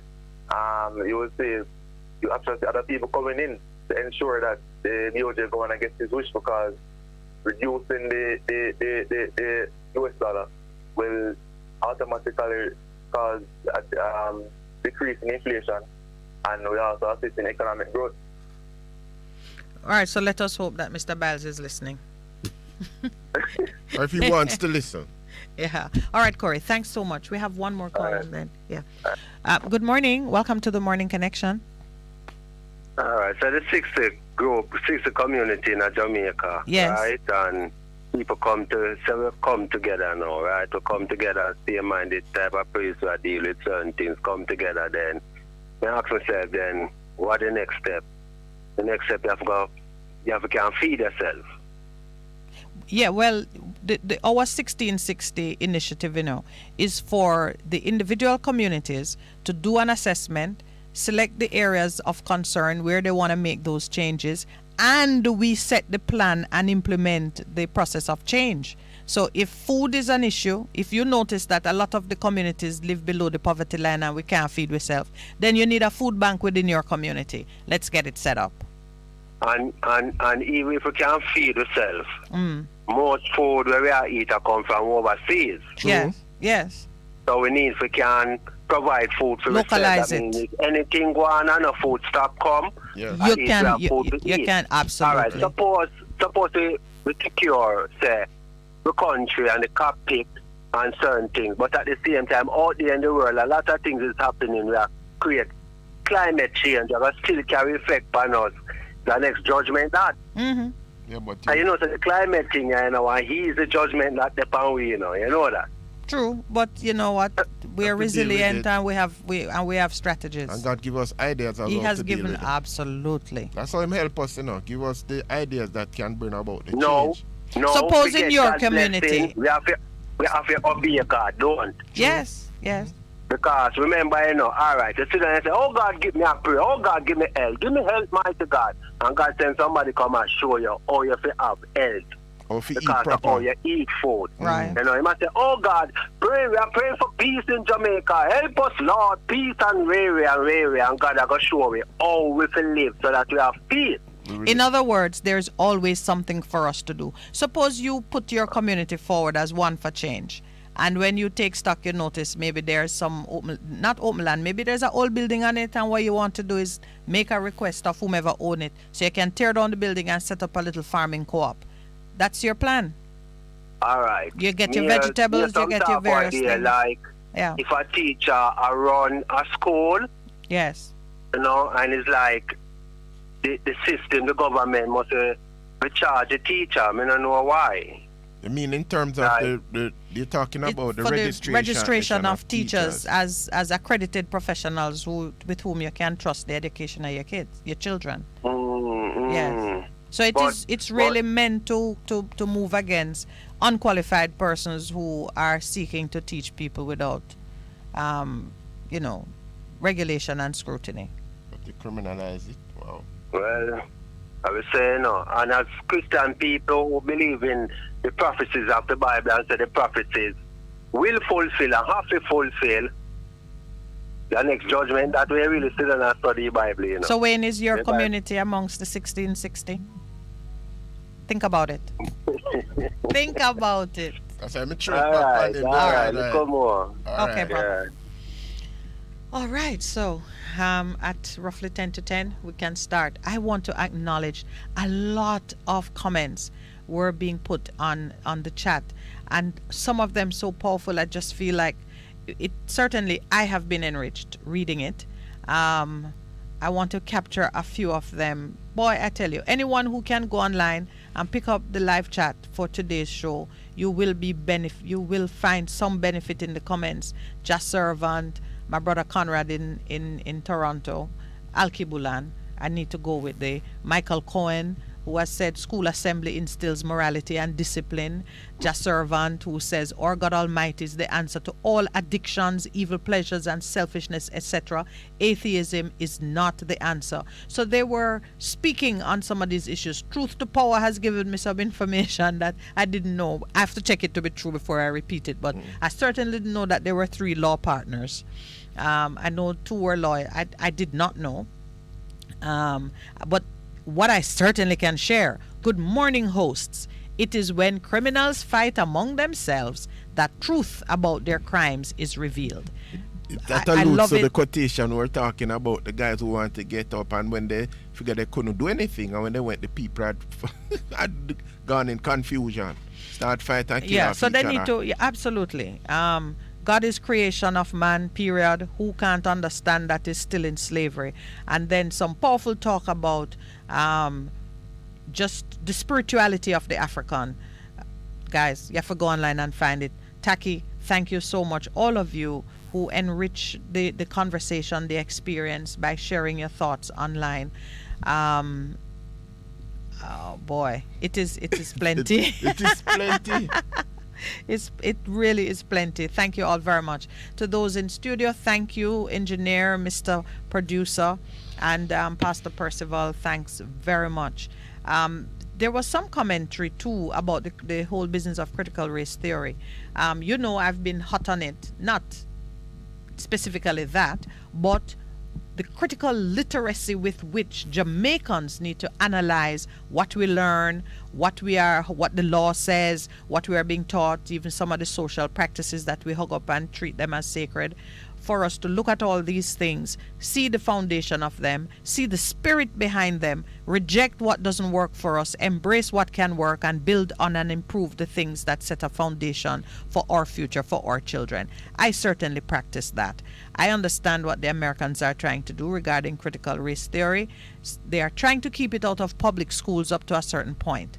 Might not be a bad idea, I don't know. But hear what? In their democracy, if they are able to do that, then so be it. But we must know the truth. We must struggle to keep the truth ever present in our lives so we can build on it.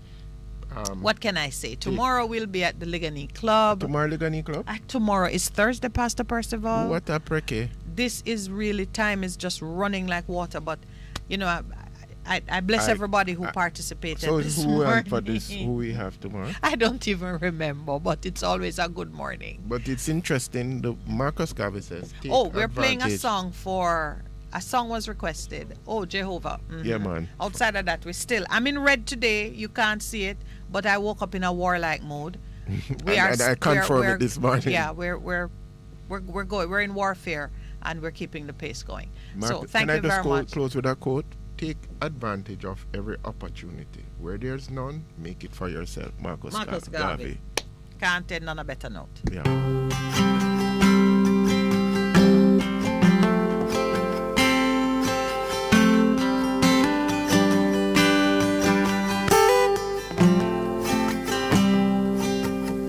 Jehovah.